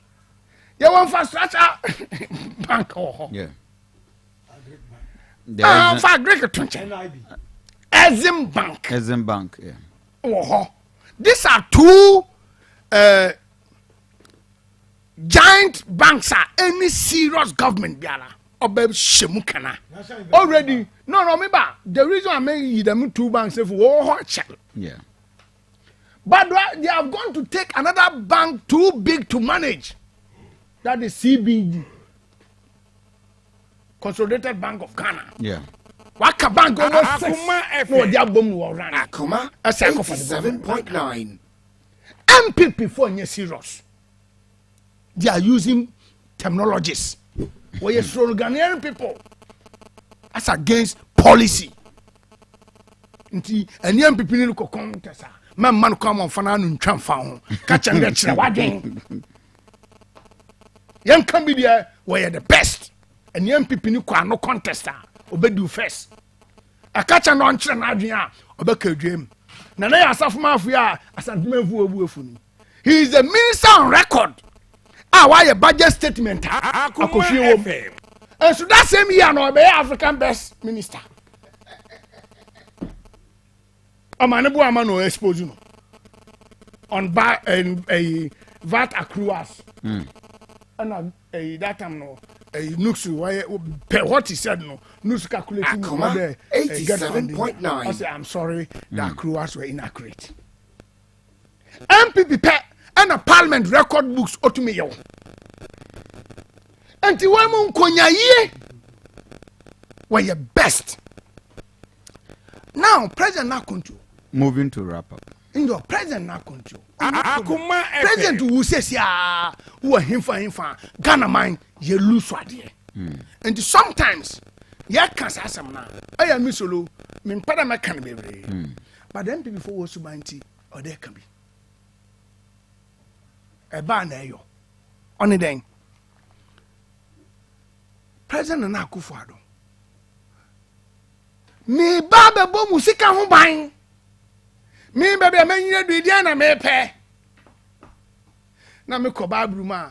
O se de nyame de mo nimpa ne emfe duoso. Ni akena obre ne o haw ani amanu. Anti se na de Ghana for yes ka Akuma FM. deɛ ma me nua kan ba na mbɛkyɛ no ndwodwo ho no ɔnya ndwodwo ho ne sɛ akɔtena baawo mampani kufoɔ ɔwɔ kala mpawo mu atmasia sisi you can't question mampani because he is in retirement bibia o yusu bia nara ne de Akufo-Addo Nana-Addo ɔkɔtɔ kala mpawo ma Ghana for ye bekasa sanso the yes cannot again ato kosi chese ni ma Nana-Addo ondi hini o Ghana o onye Ghana hini oye Ghana for ye mampani ye ne ye ama no nti oye answerable to us. If you think you are not part of it, stay away. Allow critical minds our man mu pen and Nana-Addo nin sama o keka ye and Ghana for so what they are sharing so dia na and one way then what the man obi anka che na Akufo-Addo don ka say it is castle so comedy obi no ka che Nana is the oldest Ghanaian to have been president. J. Akufo ba 62 Nana ba 72.9 no 73 Akuma F na say who ba J. Akufo ni records Akuma 87 na share Nana-Addo a oye 10 years older than J. Akufo why adwuma o J. Akufo na ban mu experience must be what the best teacher. But in this case Nana-Addo is not demonstrating where the minister be why ye adwuma bi enti why ye krant wansua mampani Akufo na ambrase ade mampani Akufo di to me Solomon mu in 2002 na me ye acting regional youth organizer Western region mampani Akufo ye press Akuma FM Ghana for acho Akuma 87.9 no ntisa enti oye bi wa ye den ye mfa ncha penny papa se penny mu catch us opa chawa wo bibi kan bi Nana Akufo-Addo ohun hwe no onsu ono mampa no osu ante hwe enti no wo ken le ba Mr. Mamidisi ni there wrap up the time jet no yeah otumi lisi ma Liberian Akuma FM or the America. You saying that for a fact? I'm not sure. Meaning, sir, yeah, Liberian president have been using it, but meaning sort of America. Or the free Ghana kwa Liberian never. Well, look, one are the playing man, or for how long? No, you should play no. Okay. Play anyway, over to America. Maybe the issue is that. Yeah. The issue is that you said there who by economic with our resources. Play no or refuel twice no do America. It is at no expense to anybody. Yeah. But it is a credit to you. Say what basa uba boys can buy. Play no corner do baby no refer. Ghana for countries what for a plane or do refer. Then you are making plans to tell Ghanaians the technical elements say Yanshanian top up and count. Okay. Wasa early use plane ye no. Na catch a Ghana for say plane nun to mean long distance. Mumi Yanshanian come and Akufo ne nyansan kwa no to. Nyantobi. Ni Nyantobi. Then we say Ayobia abase woni bebu mine. But why abase obajuju? No. Wonam nyame anim. Ghana for how no pen wa template. Say Ghana no wolisi pe. Ghana for ya no wolisi pe. No so oriental. No the call. Anti Sabio wo call Brazils. Ye pre to me call. Inti anima ewiase nyina be hu se mampani a onim sort cut pa on Nana-Addo internationally acclaimed sword cutting president and our appointing say Uncle Rwanda Uncle Katiswa. Oh No correct the other way in Africa. Why are you aware his position in Africa?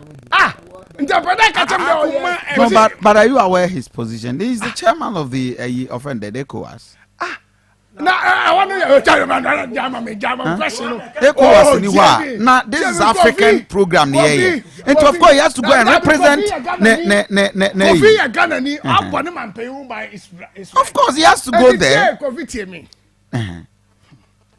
Nanado, abedi pan why or Ghana ha wo. Oyo to cut sword 3 times. Fantastic. Pon Kantamaso. Agenda. Akuma agenda 88. No the buy. More than one more. Do end two. No pon Kantamaso 3 third one on here is membre. And the who am I biamu? On my penny bang. And I know who by yes, sir. Me cut so that was a yasin now who say Markham sword party. Sword cutting champion. Solomon and Cancer, former communication officer for the NDC. Propaganda secretary. Oh, your communication. Propaganda. And Trump one OD. And but at your time now, you're propaganda. No, me the last propaganda. Oh, okay. First Okay. Secretary. And all the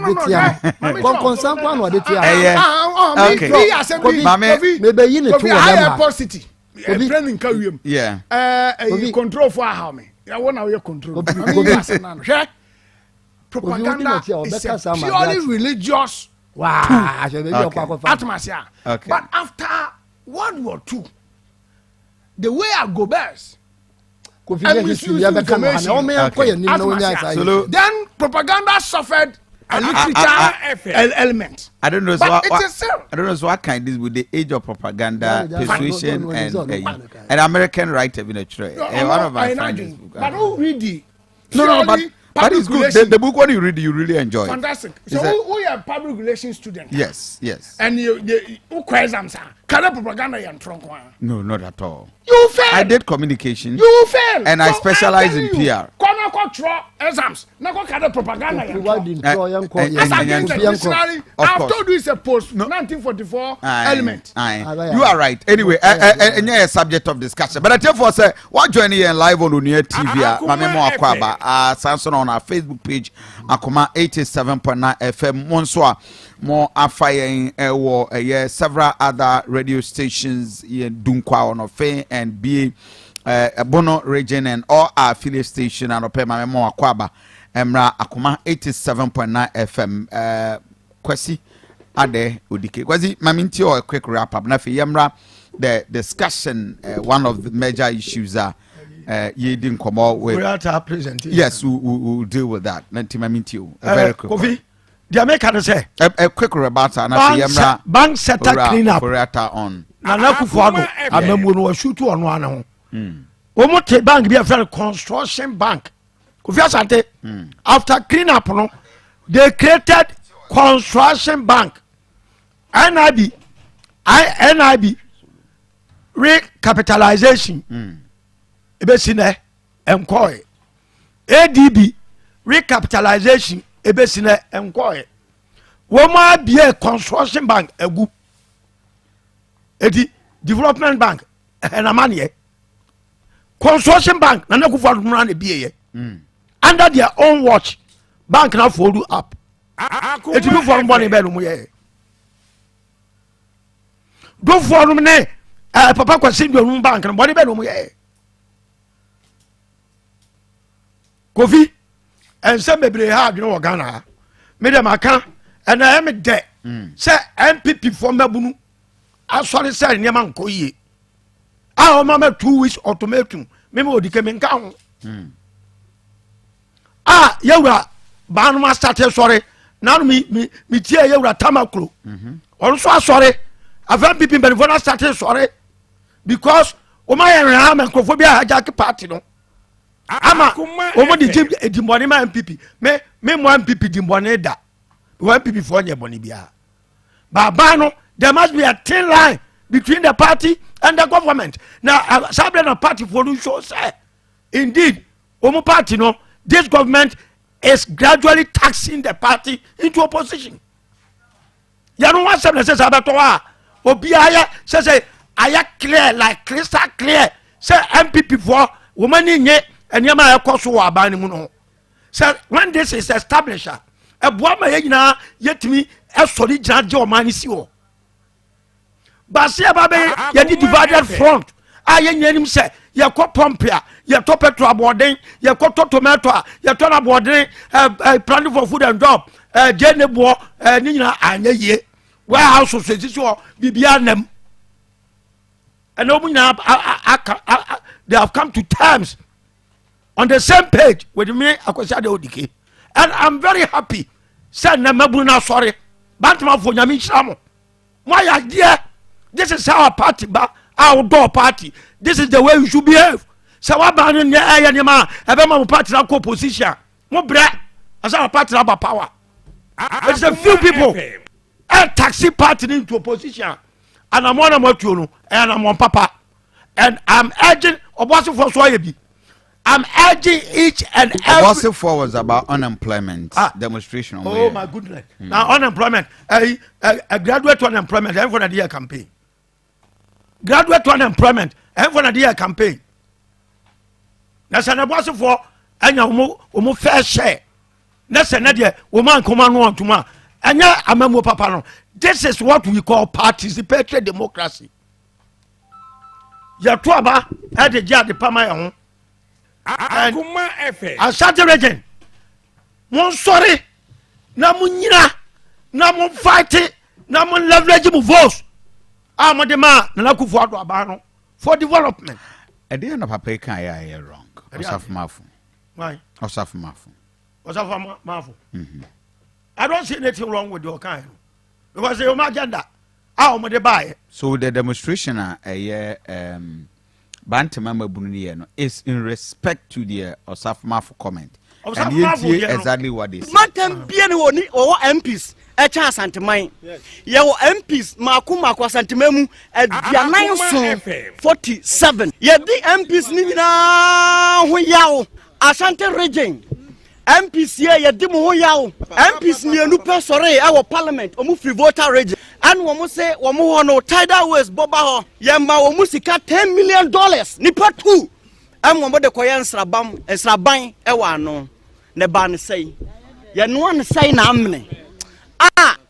Yayura ho yesu enti MP Asante region MPs ya mamu na wotu mienu no omumra bonti meyi omu ho ano sa asema ye kan ye boa empani se biebu ye de omu ye kese gu amna mu epie enche owura bi si ase afa no wan mafo se de ende ko gina ba bi keka nsem bi mi boni din kura se bieburu na me ho me ko gina ba bi keka nsem bi se santeman kura no Ghana eje fa ahodie na sebi eburu santeman ye ni chefa wom na mpuntuo nyina no wo se koso ewo epoye mantemu abusuafo asem no ya asem a enyan na bon na ye teye no ye susu se sa pani bia nyame ama ni fie na sebe nko ma ne pani dwene obeka sa asem wo kan ye no o metwensan se wanka ne yie na sebi eburu bibi kura na aba amansuo eja eto amamire eja ifri amasa bi nkwampa eja edayo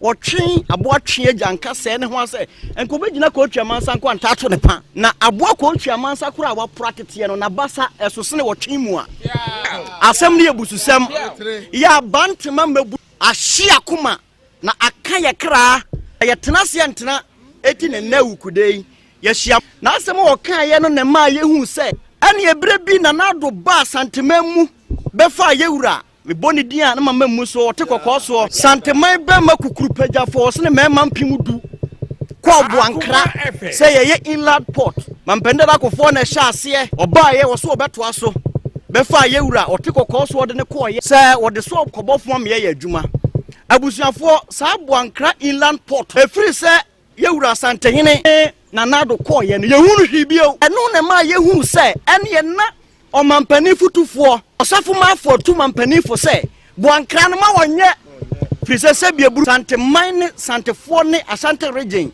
ye ni twaka bia wo puntu mu monkoye hwehwemu na mumu nkompo hwemochi say boankra inland port enka railway line ebefa ho na ye fa niema de free to aye de abegu ho enso railway line ya divert Hi, Akuma 87.9 FM live on Unia TV and all our affiliate stations. We won't some jumedi. Ubetma join you on Facebook page now. Do comment Eddie about we mebuna ɛwɔ bant maybe specifically ɔmo react to ra ya ɔsaf mafo suppose commenter manfo gidi sɛ ɛyɛ trouble odike Kofi Asante says here MPP current executive national ɛbɛkyerɛw deɛ nanado ɔboama ɔmo DMPP anim Akuma FM. Oda kɔhwɛ de ɔmo current national executives it will tell you say Asante region deɛ safomafo kaeɛ no ɛyɛ ɔmo agenda ɔmo de baeɛ Argentina Kumasi interchange baako kura yɛn finance yɛ budget mi $350 million yɛ de kɔyɛ cathedral Kumasi interchange ɛne cathedral yɛ baada ɛn cathedral ne Kumasi interchange yɛn na ba aka ne Kofi Asante sɛ ɔde ano to nkyɛn a sɛ de ɔmo ka bɔ ankara asɛm yi ɛne cathedral yɛn na ba aka ne na deɛ kura na yɛ ɛho sikasɛm ɛdɔɔso na deɛ na mama emabunu na nya adwuma ayɛ railway la we need nearly $250 million but cathedral $350 million but a container depot ɛwɔ Boankra do you know the employment chain ɛde ba bla mabunu no hɔ ɛno nti no ɛnyɛma nyinaa di adanseɛ sɛ Asante region deɛ safomafo kaeɛ no Kofi emre no ho kama yi ne ma bia gu aka wo besu ne ebi ne de kama yi ne ma bia gu ebi ne de aka wo besu eti de ya kan se Akuma FM anya hwe se de 2 years na aka no metime academy nsesi mobo se na na do ntime bibia wa bi enra na na sanne yewura regional minister Kasawo o Tech FM o se railway line na de ba Boankra ni sika ni ho afa so enyama nyina ye basa enu nti no ebe ye den wotimi nka se railway la no eba ne ana ebe kina na wo hwa aban no ensama mu yigu Ukraine ene wiase ahokyera aban Akuma FM na wo hwa ye debt to GDP na wo hwa Ghana sika semba bia akogina no a emabunu bibia no ebetuma happen wo Asante region eti mempesa obia be ma mo false hope because dem be koso ni nyina ene this assemblies can call this is kwa ntwe moka school feeding yentuaka and contractors aye rose Kofi job rom ene yene yakeka ho obia tivie yenya ska ntwe moka Kofi Asante every ministry ekada ho Akuma FM eti so be ka to say MP for nam no mko kontokwa no mo no mko ma kontokwa hunu sika bia ni ho ya de ba be bibi wo Kumase I am telling the people of Asante region so be abrem for so po oboa yewra chairman sabo sukura so asi sudua eti munyintum kwasi say mama na nya aba thank you na yemfia ho adwene that's all mini akwasi je ayo ekweko ana ono safa na fe yemra me wie on Ken of Reata before that many can enkase bibia ni wa Akuma FM abani se ya wo ye for Asante region na be baso me dem when that's work se pa na we la wo ka se mane ade nyina be ba bibia na onimu se ya eko wo se men san kan o ka fi ade a wo che ni nyina no se boys no ne sen boys no ne sen what I say ade an wo kan se we la no ewo enu Boankra yeah wo ka se obi nkofa niema no fa na tikulate amfa niema nkogu Boankra ho no articulate from me fan kwa obi enu obeye yeah purpose of that Boankra in port no say railways no be ba be du ho na de niema aba that was his point you ka say men kan kofo entro kofo sikani ni was say wonim project no say de omu ye no na me ka say nya no kra wonim say de project no omu ye no wonim say de omu ye o ra ma me ka entro na wobi what we are making us enti no be say ya be hwe na ya be baso kakra say me say do mo say project no for rail line no from Western region to Obuasi to Kumasi ekwa Aduaden wonim say Aduaden ho no mo say omo ye the main railway station or Jachi ho it is a be baso I know now railway station without Asante region there say nya adwuma line I never beba let me acquire the center of everything I want when it comes to the Mama odike mama force hope bia se bibia no aba ora wa sam 20 obo what the mechanics enti idea bia ebeba so ama ye ho yenso ye ho atoye ya adwuma no so bia ba ha anya se kra ya me de se wo kasa no wo ka bibi se se nye kra se bibia ma so hospital se wo kasa aka nwom ne no kra bia nim president ba ni nyina na ko se wi ho e ko ho ye ene ya wo kasa wo ko friend say afre ho e adwuma the contractors are there a wo mu ye finishing charges no ma ba bibie kofa not dey bugu ye mi so wa wo unam g de bia wo the 7th floor akuma efe den Almighty airport virtually completed and you know it is a kakra sa no ye beba na enso no ye local economy no so apeja ama etimi ayeye na ya na ye mo wan say wo mu kasa no wo mu kan ayi friend say o kasa ba sika ye abano e de ye adwuma ne bia won fanya adwuma ne ye ne de keka kan we ha ye hu sage me no nyina o ayi kasa na me hwe ne sa friend say so lo kasa na me hwe ne sa sika say ye ne ade disagreement ukwa akoka che ukwa Collins dada no first can nkoto aso but as 200 million and then 5,000 say na mo de ma ye 600 comment yes and that's what I say that's what is on ambulance amoko fa bre there be 4,450 no na nye completed 680 and a year complete and if a bit in a trim. They are coming now and maybe why I am fixing your man. Exactly. And so now we see 5,000 200 million. What do you aka? Abra went to me and see say you know. Who about the case can say you want some say will be protected public place. Ambulance among confirm 3.6 million euros. Who found pound or car and a debut chroma say. And then I to force in Ujina quarter and a topono. At the moment, the any question will be a manocra the cabin ade. But my make a point be clear. Bebaso ne, Bebaso china. Priority no one has set priority. One has set priority, and I said, Nipan or share or minus set the priority. It will because the priority no you're wrong. I may tell you, ye. You will say in your who say a Tuasica at the Ama Wyoming without any ye. Want to me for instance, be biaso. 51.2 million Ghana cedis. And you try the man, no? I know they're not a solo only problem. And at 27 million, I call sorry more. Also, I know they're yet. I know they are bicycle. Nakawansika never go. Wansika Naka for ye. Why? It made them material. Who part your chicoco in ma? And one moment you are your preso, but baby is canny free by your preso, but baby is canny free by. Now, the promise of free SHS. None any pledge. Okasani papa zika no de babe sano ka chew na nya pledge so ba obe make it so why na nya manifesto nya pledge why anya idea waka from 2009 10 11 one na your friend policy one direction ada na omo buy o ma meye Ghana na do bada ba nya 2017 sa policy na ho years ago na ho was it not there eti no do tambia no ato officer wo mpa na wo mpe da bi this can free be yen ya de wo mpa na wo mpe and who now to my hotel, oh, yes, and I didn't have a preso, and I'm a Catholic. What's your debate? I am not a Catholic. What's your method? A method is not because you are theology, and I'm a preso now, as a Canada, and I can't confess coming. See, coming, and I'm going for you. And I'm my young pay the assessor. And I'm my young, you the assessor, Kofi. Let me mention any other benefits of a bachelor who can be on a young one. Sad, you had 70 years and a year. So say 70 years and the see cathedrals will be. Yes. Yeah, would be church any other day. Kofi? And the technology idea, you want to be 70 years ago. No. Meeting over Tiasia. But in is Cacron. You know, yes, but me shall say. Satam no will see at almost 70 years. No, manpower.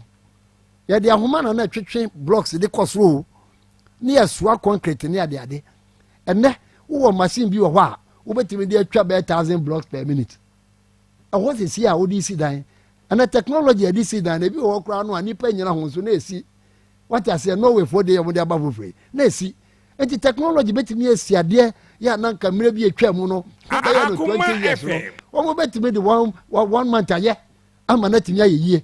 And the man Casena will 70 years. You are happy, who make a reference to a interchange war Pokwasi. Yeah. 98 million. Yeah. Dollars. And you think, sir, we don't need that interchange in Kumasi with the 350 million. Commit Messi 3 interchanges. Yes. Yeah, interchange. Yes. Cathedral within the next 2 years. Yes, young fancy. I didn't pass over back. I did be a Ghana have on the budget. So long catch say. Tell my President Kufuor Insano. President Kufuor can say yen see Jubilee House. Almost say come Ghana ha yen be video. E come de ye. And na dem na Kufuor be die. Omo ba, omo de bayan en preko. Because I hope be nima. Enti omo de bayan preko. Anya fit for baby a wo say ni partner. Enti no omo ba omo bayan kokko. Omo ba omo be ye. Omo ba ye first week na no mkotrem. En fa so ma so. Fa so ma Jubilee ne so. Yet the chroma young pink lady. Oh, please. I mean, Casa. Because you now yes, a pink lady, non aligned conference. And a year baby. And then Casa and Uncle Sukruma. Akuma Efe. Give me Casa and Uncle Sukruma. That man are gonna me.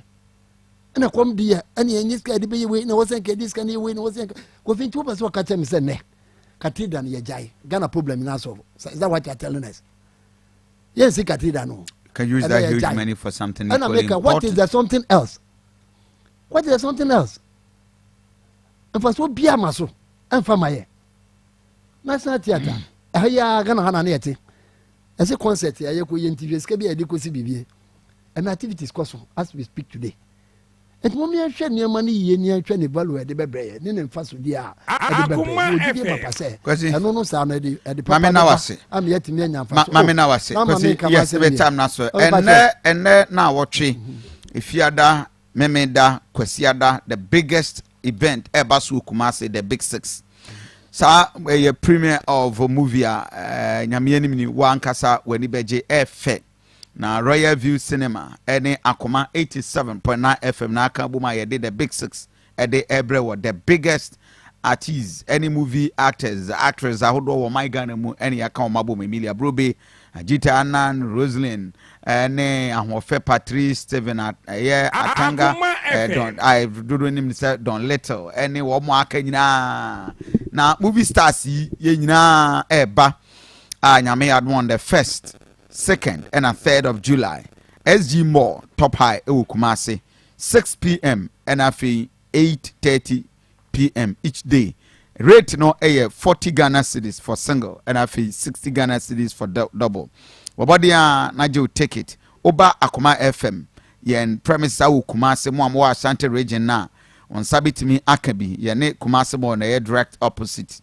Okwa Dumu Apoku Trading Supermarket and so day to day supermarket inside SG Mall Kumasi Sanso na Kunti supermarket KUST Jivandi restaurants Kumasi Mall Sanso ena ubetimi afre number but mo hwe TV so now pese ubebi one of the biggest movies premiere Kumasi akoma yene Royal View Cinema ena akabomu chiro telephone number we na wafre abejo ticket movie no premiere no na ewo so a O'Shea 0543 216846 0543 216846 one of the biggest and in fact for media partners in TV3 Onia TV and fa3news.com number the BM Muntimo a mo share TV no ubetimi apeke number no na cha say waje when your reservation your VIP, VVIP stand we be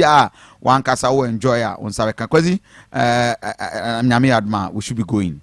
Yeah, young Korean kakra.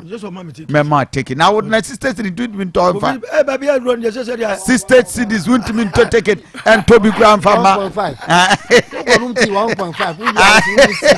Hi, who got him to 1.5 I therefore at the number 0543 216846 the Big Six one of the biggest movies of course I Kumasi SG Moss 40 Ghana cedis for single 60 Ghana cedis for the double so my on this Asaf Mafo and we can blend a bit of cathedral if we are near Kwaku on finance minister we need to be going once again. Akuma FM.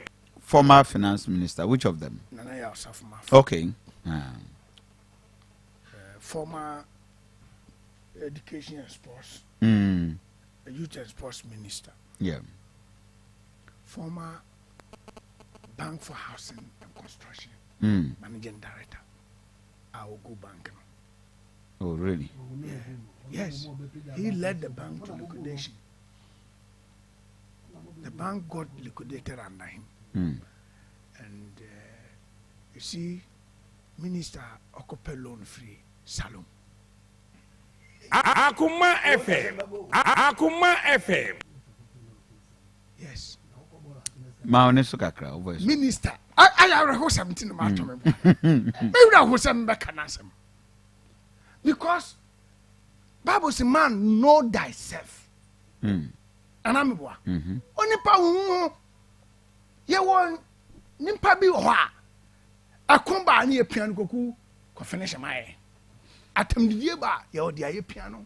A German boba, you the aye piano.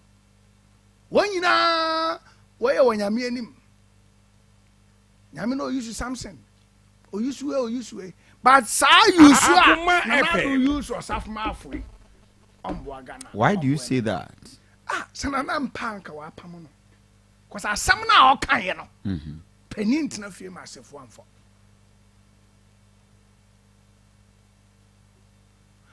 Nana for two for.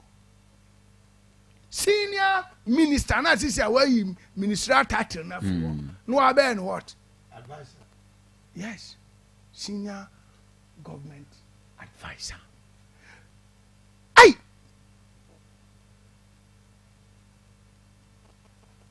Sabi. Akuma FM. Only 1 minute in a serious present anymore.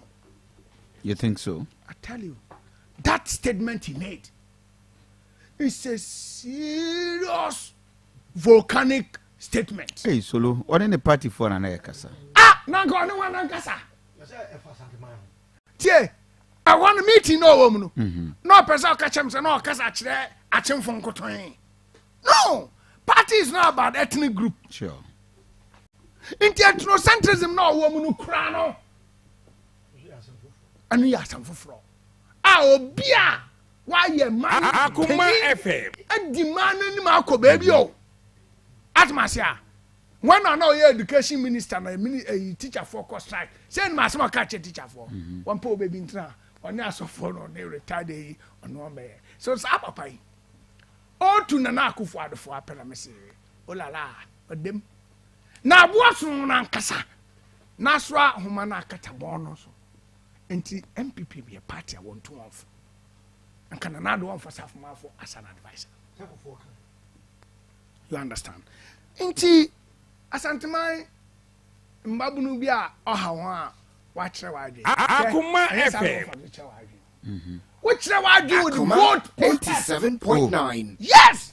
Eko voter region this year ya de bi no mpa. They withdraw their vote. Today be NDC be lose we want the voter region vote I then. Wa kofom. Maybe nyema bia ye wani nya den. Onso. But I had the MP Nana Sabi from Bonechame. Kraman crown or the frags and come one. Obetuama. Odua Nawaka. Odua Nawaka, Miss Ukasi, or dying. Mimi, your mamma, now we are another. Usubai, one was more.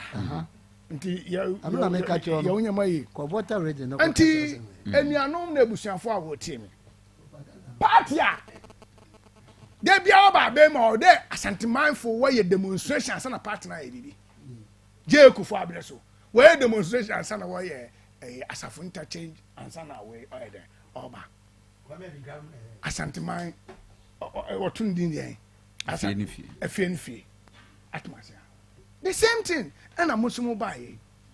Now can be the castle. A one crab President Kofi said, "That be one crime this if 1 year start." Akuma FM. I think the Rollins discussion was around Femesha. Rollins whatever. The conception of idea was Femesha. Enya me chono. Different no. Difference. Maybe I no missing there.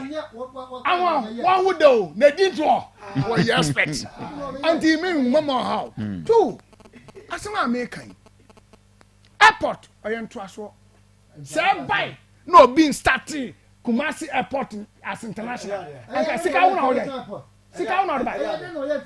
Airport wona ho shase. Akuma FM. Nina.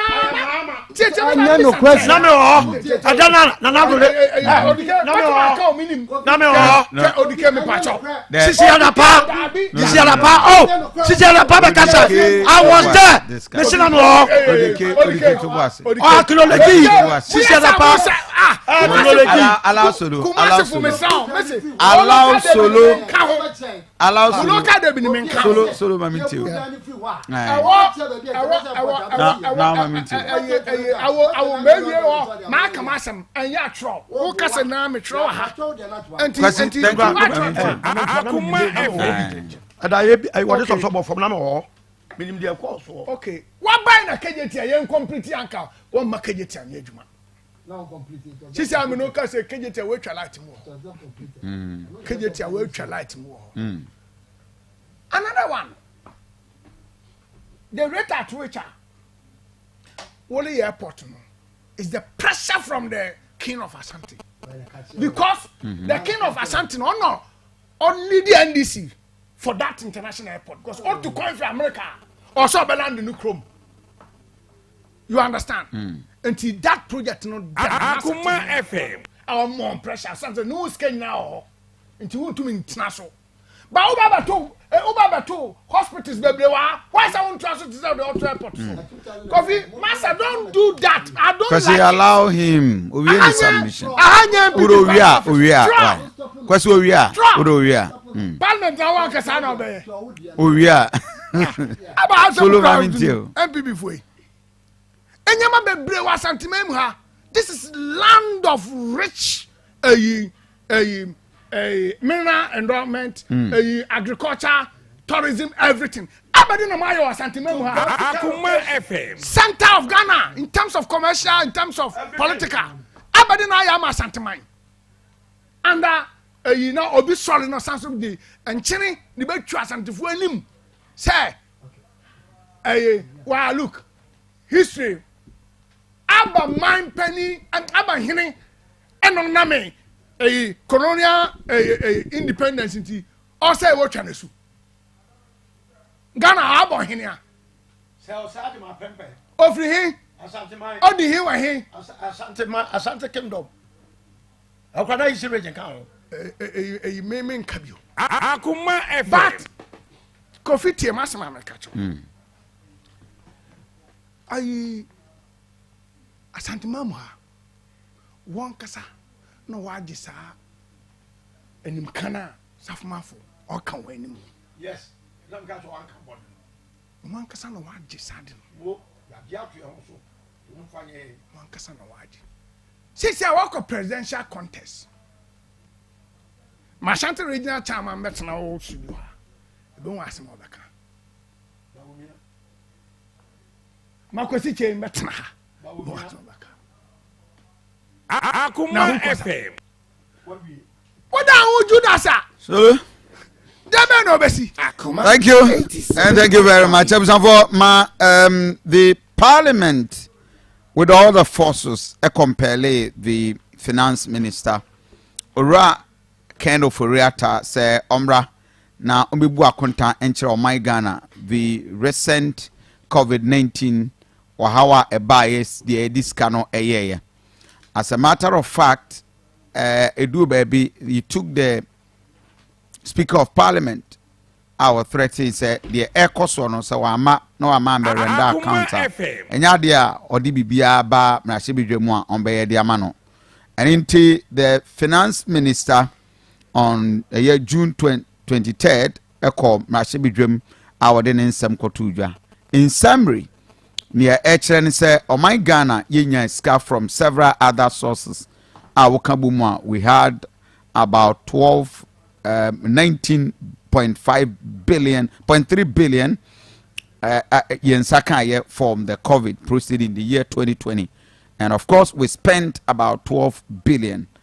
Says several other sources, including the World Bank, including International Monetary Fund, including African Development Bank, including European Union, including Bank of Ghana, and of course, several other areas. As we speak, minority of Mrachibi GD says, account now, rule for reactor render Ghana for no, and yet accurate. A lot of inaccuracies, and into Bisa say, Nescano, our Hifa. Quasi, I mean to you.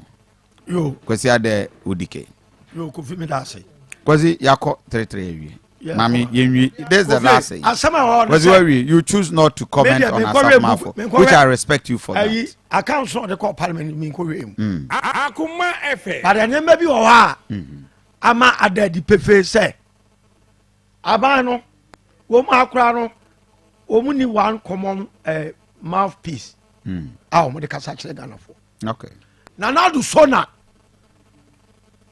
Or say Ghana spending 17.7 billion on COVID. Opa, COVID. You are right. Well, we are need Nana. You're about me. I didn't so buy. But we have so now. Okay. Also, say I'm spending 8.2 billion. Anna can afford that as a and a bro me ma.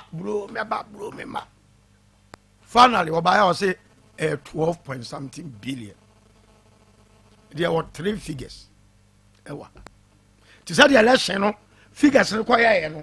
Sana we so akoye. Kofi Asante. Parliamentarian be say before then on the floor of the parliament. Plenary. Or say can afford that the criteria be the car bar. Woman can you see anymore? COVID expenditure 21.9. I see. Of Fapajano floor. Secretary Kutami, why can you for that and buy? Say, Kika, your tablet, a figures now, a one, about 21 billion.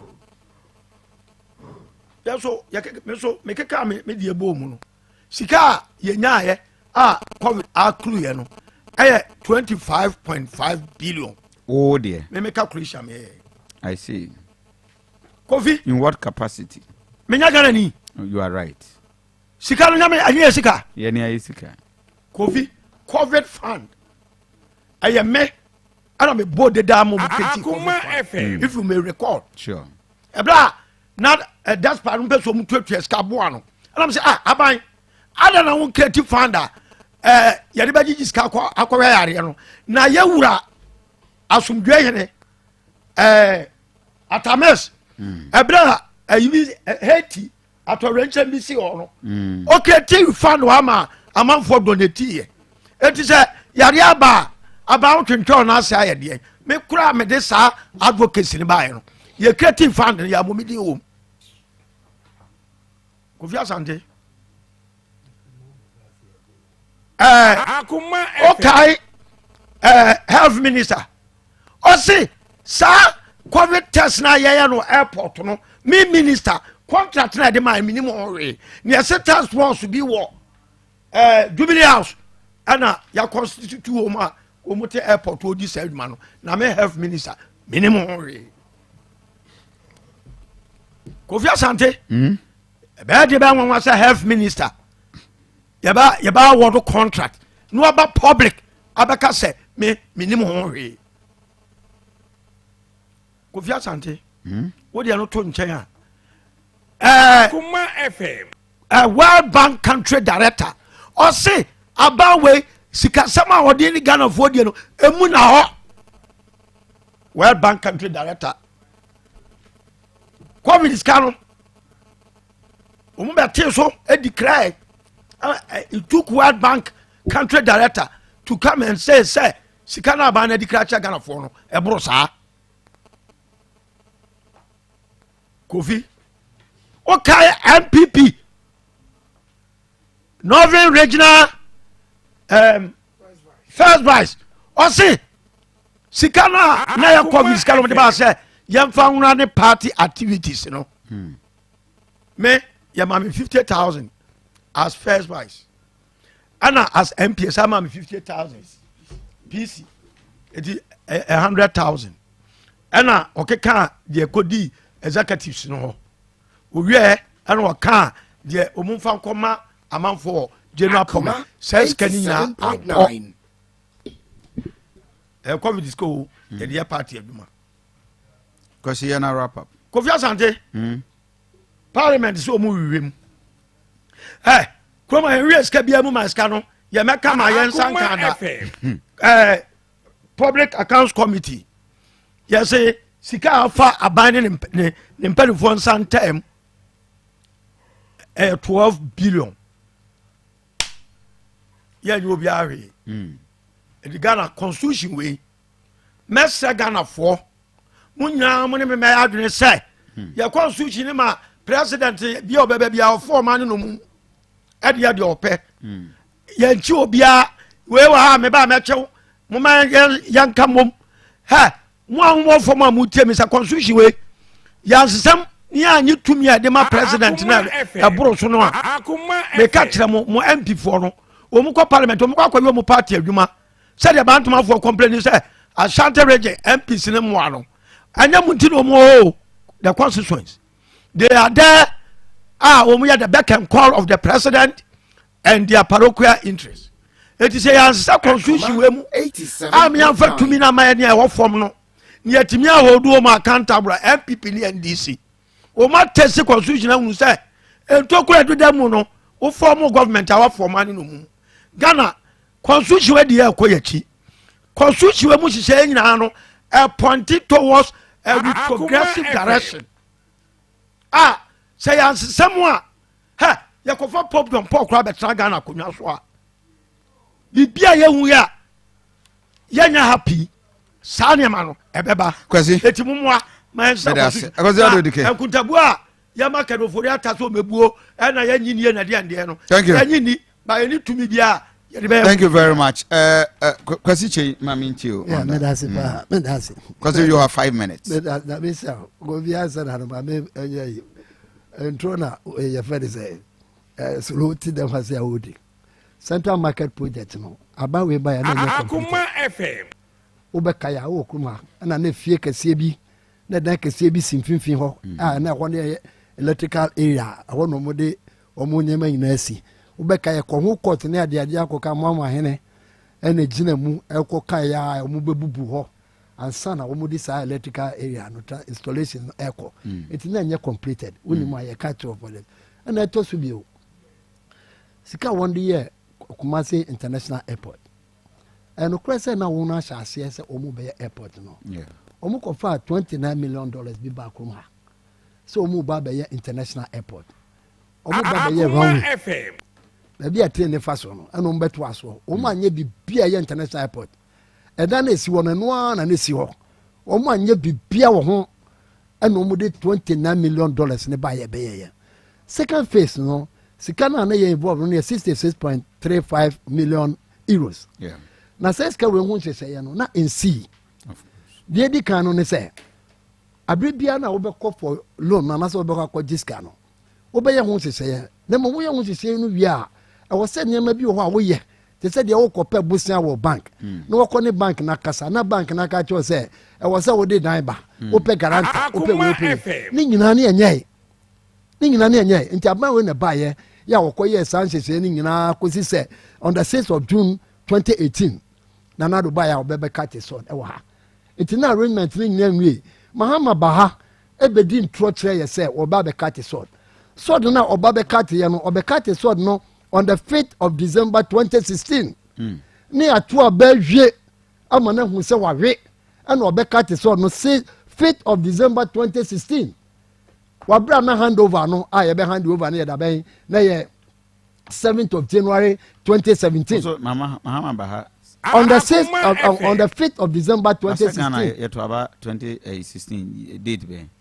yanto about 7th December so no ni ento aba 7 oba ya de kyen ne yakɔ aha na eden na oba be kate so oba kate so 5th of December yakɔto aba ma de ate eden na okate so na o si airport no eden na oka na me pato na onya ho hwe odike wa ye wa ko bank da No, I really to know make a turn. I am telling you the fact. I have spoken to the Atofos. I'm telling you the fact. That is the fact. He confirmed the same. No crown on the set. Ya pesca yanko 2 and among kodje. Akuma FM. Yanko bank my abusia 10 cedis. Bank be bia no awko ya me pabusia na the amount. Yeah. I just saw ya ho sese wo be call fa fa papa funu krata bra fa we bra. Na wa ya ho sese na the amount. Enti ya mu ya ho sese ni nyina no ekokosi June 8 friend say ekosi June. Enti June no from December to June no 6th of June 2018. And sana his excellency be cut his sword. It will be catch was NDC for the BC airport na obwa. And as you see a kase no airport na esi wono dan esi we bebu agu. Wonu se nka ho. Omu bebu dan nyina agu. Enti ebu dan nyina agu wie. As at the time omu be wie omu water na omu ye na ese no na aka. Ebu dan wie a ye be control tower no na aka ene dem makoma ko bi. Dan na kasa de be jiri se mako inspection no so ma wie. Ye bu wie a na mahama be che airport a. International airport we see ho. Because there will be nothing there for anybody to show. Runway near the addinia no do wa almost almost twaso as we speak now. We so mu ye ho adwuma ne ade ade nyina. Intimate me aka say I want no there I wonu an wanya de obeka no kra bia de che. For 5th December no obeka te so sembe airport. Abra nim say airport yan fa 3 days na esi ana 1 month na edi sie. It is ana ade na te. On the issue of your friend say accounting no be just say be pia ye be pia. Akuma FM. Bia ye be just say de ye adwuma bia no. Ni nyina no ekofri parliament or enediba.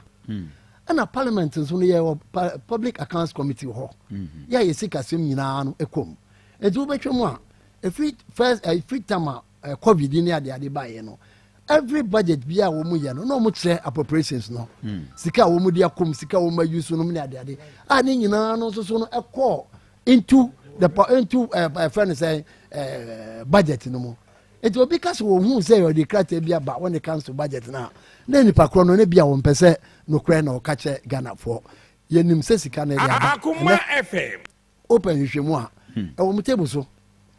Open your table so because appropriations be a mobile or parliament be a no. Appropriations no ever call to the particular agency. Thank you. I could do what no one was spending, no more do more returns no. Question Be a woman so you clean and all Bremo for the next 5 minutes. Yeah.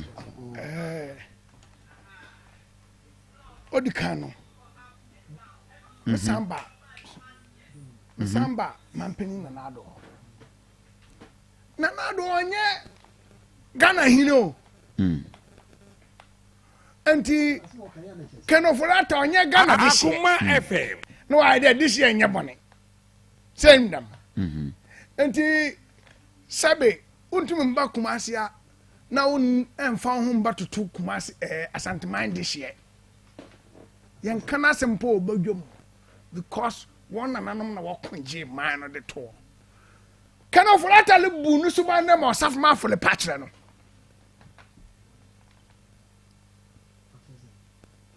obezi atmas me kasa kire na so je wo na me kasa kire banyansa fo be kasa baba jiji kwase na so kasa tie mese banyansa fo kasa kwase be hu sen kwase sam nti jamina men kasa hwe Aba country now the minister has been invited to parliament, the most important arm of government, because that is the armor or checkmate the executive and the judiciary.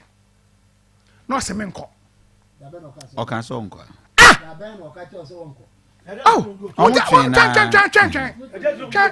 Chen. Na masa menko. I'm not penny at coming. Master, why your communication? I mean, you have school. You see, the action component of communication is 80%. And to uncle, because I one and you two, I 3 times. Then Parliament issued ultimatum and threatened the government that you can't bring anything. Not even the ultimatum. It was the threat. Sure. Say, government to me funny be beyond Parliament. Oh, that is why we are in MPP. Question you will need government. Government ready be bar or kwakwa kwan or edi ama ukromu central region. It was the banner so man in farmer. Then was a Canada. That's MPP's elementary understanding. That is how it is. And Timikacha say, kind of Ghana this year. Ni na nanu ro konje Ghana. To be the minister money wine parliament some be framing. Asante for kra enim kwan for so di independence. Na ya di independence ma Ghana mbe minister. Na mo den. Na me give me this year. Me Ghana this year. We have the birthright to be Ghanaian leaders. And to who bond up. Assembly or who station yanka and yanka a mine. Asante man is a rich traditional based region. Kofi Amane na da. Omu be do manya 16 years. Musa say wo buy na Ghana na Asante ni ha. Wo buy na Asante ni komu a. Yeah, na wo buy Asante me mo ba be propaganda. Debe na be ye. Debe na be ye. Ye dey change Kumasi. O ye Asante ni dey na be ye wa. Debe na be ye. First who Kumasi. On che do be ye. And then no do call. Wana ka cho. Wo the PNDC. Wo ba say sa guys so. Papa be to cream. Wo ba say sa wa che de o keka. Che de o keka. Rolling start. Solo, you have 2 minutes. I'm not distracting. Solo, you have 2 minutes. You can't allow this man to distract me. You have 2 minutes. Thank you, Kwesi Medase. Kwesi, thank you very much. Solo, we. Kwesi Obiani Obiatem. Obiani Obiatem. Obiani Obiatem. Okay. Thank you. My friend say didn't say Solo, Mamintio. And do him. Ghana this year. Who born dog? Who born elephant? So be I say the Ghana symbol be na yeso. Now what be I say Ghana man your diati. You from parliament. Akuma FM. What am I here to here? Nje sika sama say. Enti masa tie me. Oh, because Solo, me mpesa. Twaso. Share. Baby, I made a call. Ghana here scan. Finance minister. Ono a church's car. Ebedi. Yeah. Ye discana. Auditor general. Nature choir for so. Ye discana. Auntie. MPC na MPC na. What boy watching ma say? Mama ma kwan mo yanka say auditor general ko audit COVID fund. Yes. Akuma FM. What? You don't understand how Ghana is run. But Parliament has set up a special committee to investigate. Kwesi allow him. Honorable Joe Seusu. Yeah. In the absence of Babin, Kotna, a gum ruling. But the right honorable Pesa will generate conflict in Parliament. Okay. Sir, Auditor General cannot audit COVID fund. And that is why the same. No, I don't have that. We will confirm and put that across. No, solo twaso to wrap up. Yeah. And one money batamboni analysis number ya. You have 1 minute to do a moment. Oh, Asante. You have 1 minute. No. Tolo beef, I want munumu. And what the team MPP for? Constituency chairman. And 30 to 20,000 according to Northern Regional Vice Chairperson. Regional chairman 100,000. Regional chairman 100,000. Regional vice 50,000. PC in opposition stronghold 50,000. Okay. PC in government stronghold 200,000. How do you know? Masa. We only have one woman or can say. I'm before to have a dispute. I'm to have a dispute. Na tie. Abatwam bra no ma say pepin hippic fund. Hwe. Nkofo bebre akoso like kejetiamba. What did you want na? What's over more 2,000 more 3,000 more say. Kofi be we say hwebuada bebre na MPP activists in the campaign time. And one more scan. And you won't faso. Adi auditor general call yes auditing because auditing there. So when there is a okay, because solo you mama. Just you have just because since I say I can say oh Ghana mo one can pick biom. One can COVID biom. Since I won't COVID in the say, well, say COVID no poison me appear for COVID. Okay. Now, Medimasem is a high airport. It's a international port one, and then 87.9. Some of them. We are competition. Akuma FM. Osundia Mampeniaka, Nabedichiri, and a finance minister. Mbabuna, what brew mine. When he has startup capital for businesses. For businesses, no. Massa, on Yagro. Nanko for 25 billion Ghana cedis. Now one district, one factory. Planting for food and job. Free fertilizer for cocoa farmers. Cocoa farmers. Fuel. Okay. Solo, mamenye there's miminin komo wemra. Observe Solomon and Cancer and Amoten and Kano, the former NDC National Communication Officer. Kwasi Chi, Kwasi Medawasianope, and Minia Kwasiado Dike.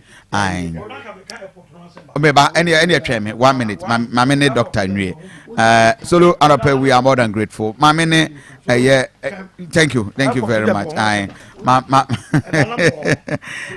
Minia Abraham, Dr. Bibi Abokode. Doctor, and we see Efil. Masada, me that's a hey, Doctor, off our home. But oh, my way now, our life, Doctor, I don't pay then a tea for Mr. Asante, Nyankopo Nshirao.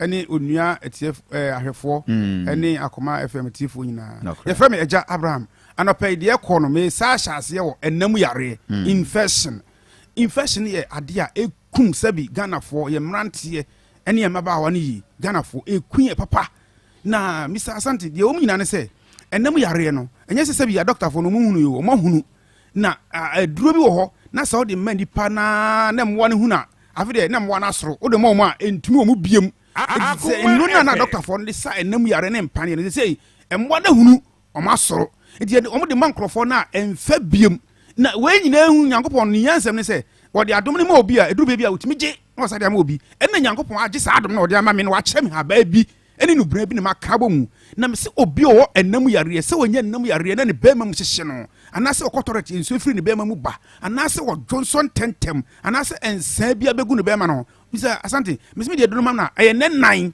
ne eye no nyina na ejai na tiefo ya muntie ne ye men kanchem se ne nan na ko mesi ne ejai so ate ne mom wo ba no maduro no mletia wa bi na ekum mwa no sense sa amwa no mutum kosua se nsonko nsuo na ekum sa amwa no na nkosua na pai na se ekum wo mo ebasa osisi ye oya ochika se oya Johnson tentem obema mu ahyehye wo okoto register nsuo bi afiri mu ba anase mre bi a Johnson mo genti ama den nsuo asabra wo no na sane mari nyina jai ntimi saw so nya nam yare bi no wachini na nkwa me tumi safro se papra Eja Abraham masoye ne ma waduro bi na sa haw ne ma ne hunu nyina afiri wo wanya sisi yare chechireche pa wo ye chini ya enko maka kire wo se nam yare na basa ade be hye osisi ma ye gegel awro ni friend cartilage na mwa na kwa akwawe nti basa na kasa na ekatwi ho na de bia o tiyawo me be ma oduro na sa cartilage na awe no esiesie no ho na watimi stretch mu watimi akoto asori sense onipa wa ho den kase na ejina osisi so nti me so osisi ya o ya wachinka sayo ya unani unsayi tititi otu asintimu shun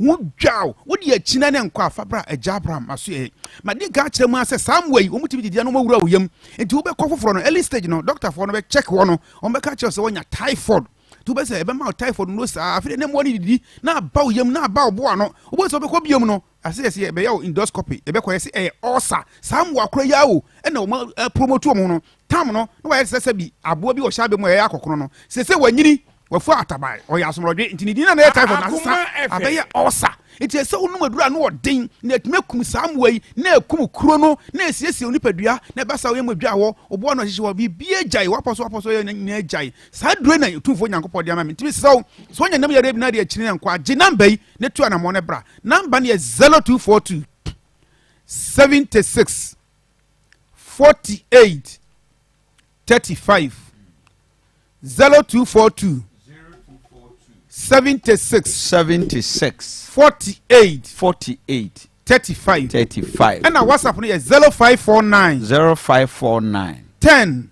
10 15 15 80 80 0549 0549 10 15 80 Kumasi bonti so ya mi wo ohwim wo asuofo akwan so na se bele kese kwan so me sraw si ohwim school junction mo amotwe TV no so doctor number no e wo TV na ni obetimi apeke mamintio kasa ope eja Abraham clinic school junction wo praga na won do beba wo enkran a me sraw mo wo da koman abrewana na sport kokon be da koman na me ken na tema so next month first on the first ya bia bi wo tema community 1 or the mankwade runabout wo tema community 1 mankwade runabout wo e ho so ya be bie bi wo na sunyafo no me wo estate sunyai estate me brother hu aso da no anase Dr. Chireko na ben Mr. Asante me pa cho me to so e wo breast cancer kokra mato no fum ya doctor fo wo wiase be bia se breast cancer ni aduro na me meti onua FM ha onua TV so anase akoma FM ase me see me wo breast cancer duro wo ma bia o Germany Adaunaba last week meka ho asem owo you this thing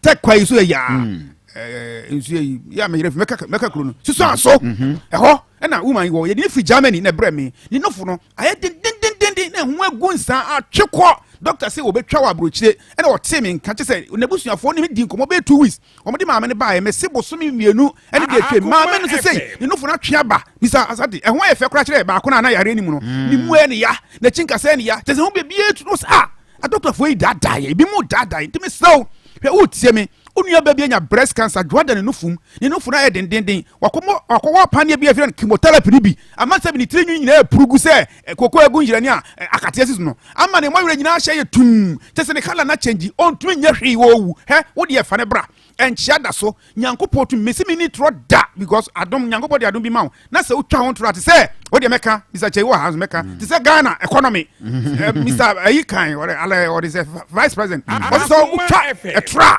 sa economy no eno abayi wama te se de obekan yi azei ama Ghana akan zem kakra yi ye ho chei enti nokra de yemfa nya adwuma yenka nokre me se wo breast cancer do utie me na busonya be nya breast cancer fa de bra ye be me the drama na ko ankwa me du sika be maw me mfa one pesoa eti breast cancer for muntu na mo mfa bra me sraw wa wutie me na wo ye oba o meses emma anasa wo de ne ba so maye me sraw bra me mu odo bi ma meses na ba wo ma bi go so me 5 years na ne meses ma da ma na do se wa anye wa wo mans ne ba ye no wa wo ti be sraw wa wanya yare bi na di akine enko me to me nsafro na me se me wo medro bi ye friend natural family planning akuma efe sa edro no me se wa wo bebrebe anasa yo ba o pese o nursing train ana usu adwuma bi ana uko school o pese ba because ya na Mr. What say Mr. Asante mo na sebi o mo sika o mo tuhwe maba we oja ya na sache sania o ma panyi fa kakra hye ba bi sa example na de odike Mr. Odiken MPP ayi on so ka ho ya David endis ni Mr. Solo o na timi hwe enso e ba sa na aja nyinsa bi beba na be ho adwuma na aka usuku na beka nti wo pese ogbo ho ban na bia Mr. Solo mu timi hwe wa brabaji na tra family plan we enso so bia ni so enti se bi abrofudo bi akwa o mensemba na se bi ofua to so na bibini na moyam no we wo benom na ma mo je na dia fusane ye na mensen da bia boso so na timi afuro ye nyinsa ntimi ma edo no noma ejina me 2 years me se bi ubetimi die nyansia bi ama anka ye di onti na nyima adwun kosi ba bi bone nti tuo na mo na bajira natural family plan aka bodate onuma na chesa bodate me sa to aso awo breast cancer ho no maka ho me ba hepatitis B me wo hepatitis B ho adura me se onum votic mienu ene kakra bi e ka ho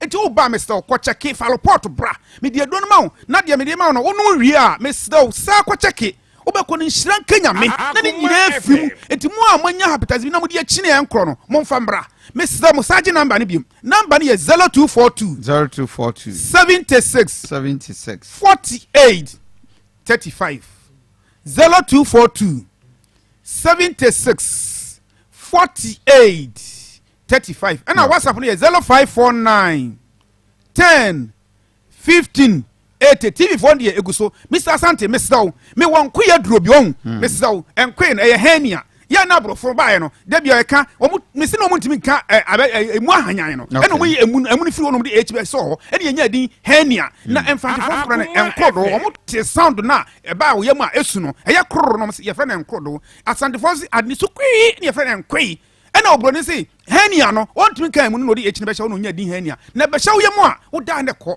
ana bɛda wo hwɛ mu a woda ne kɔ wo sɔre ana aba nti Mr. Asante obɛhwɛ wa kɛse te sɛ bi nsa ma yɛ mburo yi Mr. Ɔmfa mbra ɛnkyɛ da so me ma ne bosome ɔba ɔpɛ adanse a da bia me si picture no lie wɔn deɛ wɔn koto fam na wɔn twa ne hwewa no asɛ bi ayɛ kɛseɛ no wɔn fa nto ne phone so me deɛ do ne ma no bosome wɔn san hwɛ ne hwewa no sɛ ɛnkɔ ya onye do no wɔn mra ma gye ne sika Doctor for number ni to jam gye ne setting for no numbers ne ɛbɛboa na fe o ma follow fa number no na deɛ mentimi anka obusa me number no yɛ 0242 76 yes 48 35 0242 76 48 35 it me so Mr. Asante time last one I can just wrap up mama yo any me wrap up no me so me branch me say back wo da koman abrana na sport ena tema community wine man pade run about to ena kumase ye ohwim asuofo akwan so ena sunya ye estate junction me Dr. Achekun eje no hwe me so bia na brand nti mentimi amo bibidin frame number no busa me sem wo ho adura me mo aba prostate o diabetes o de mentimi anka bia frame me damase ye frame ya abra Mr. Asante oyene tam that's ne ye besan hia me dase observe for high akoma 87.9 FM mame me telephone lines no etiefo mo amohwe TV production momfa telephone lines no ingo 0322498035 0322498036 0322498037 anope mame nchia nipa ba miensa na mo man hene the CEO Edema Cocoa Processing Company enti na anope mame nchia na onye okese ai Edronasa nana obete nka nana mama ha no pe cha kese nko nana ajenim boate nana no pe good morning sanso ena minua baako we student ewo Trinity Theological Seminary we seminarian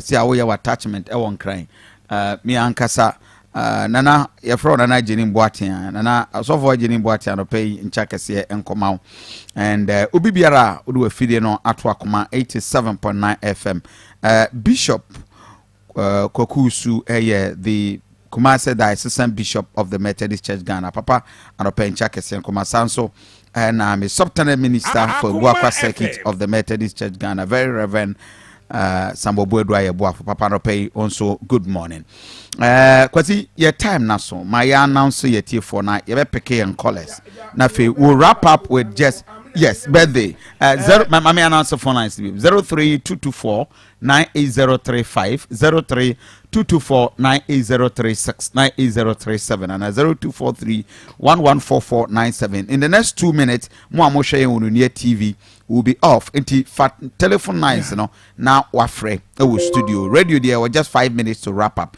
if we are be bin sroma and so bad nende would be near kwene sounds na osofo Dr. Apia eye doctor on also bebem na fe ama education so for birthday ne bra na me peke me call us kakra me ni apanyi me bibia ora kwame obendako okay and then odina oda former boss right former PC for Ejuso. Oh, okay. A very up and coming businessman.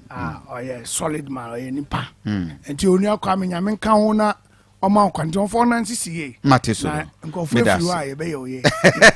I do for my men family callers. Hello, good morning. Adaunaba Asante. Yeah, mini abeni.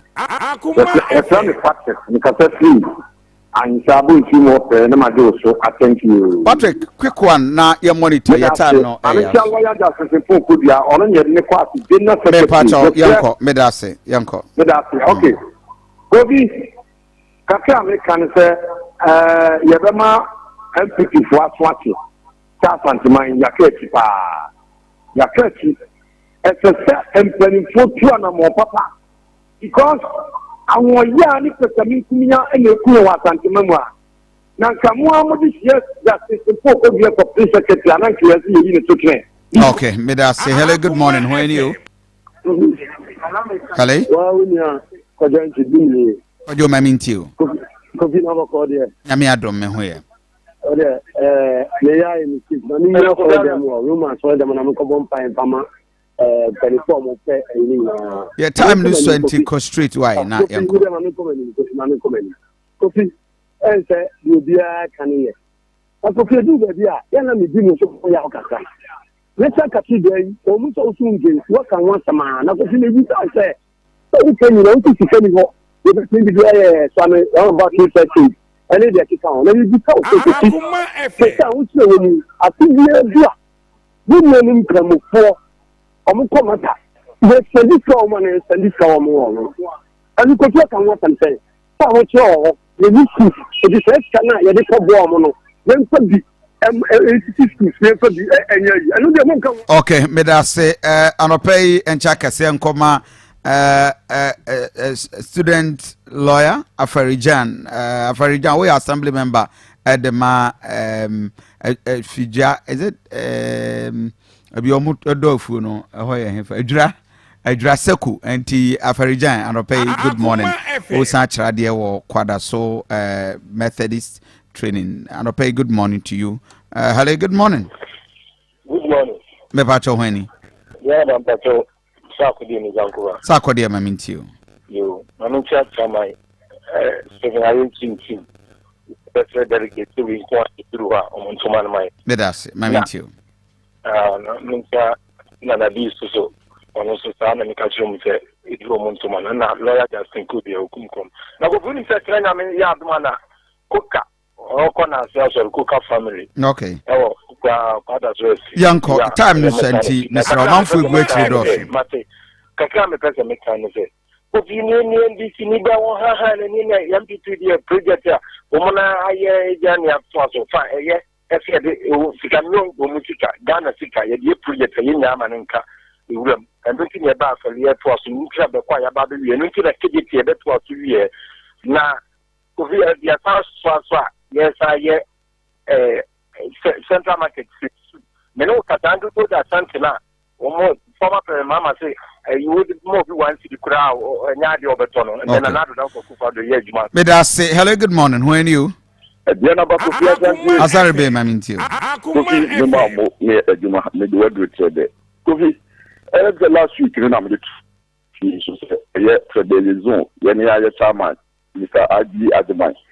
Dabeni bi betwi ya Kofi etna na ye trust edini na wo tuba e wo trake so the better atimani na regional executive constituency executive some. Okay, me da say hello, good morning. Who are you?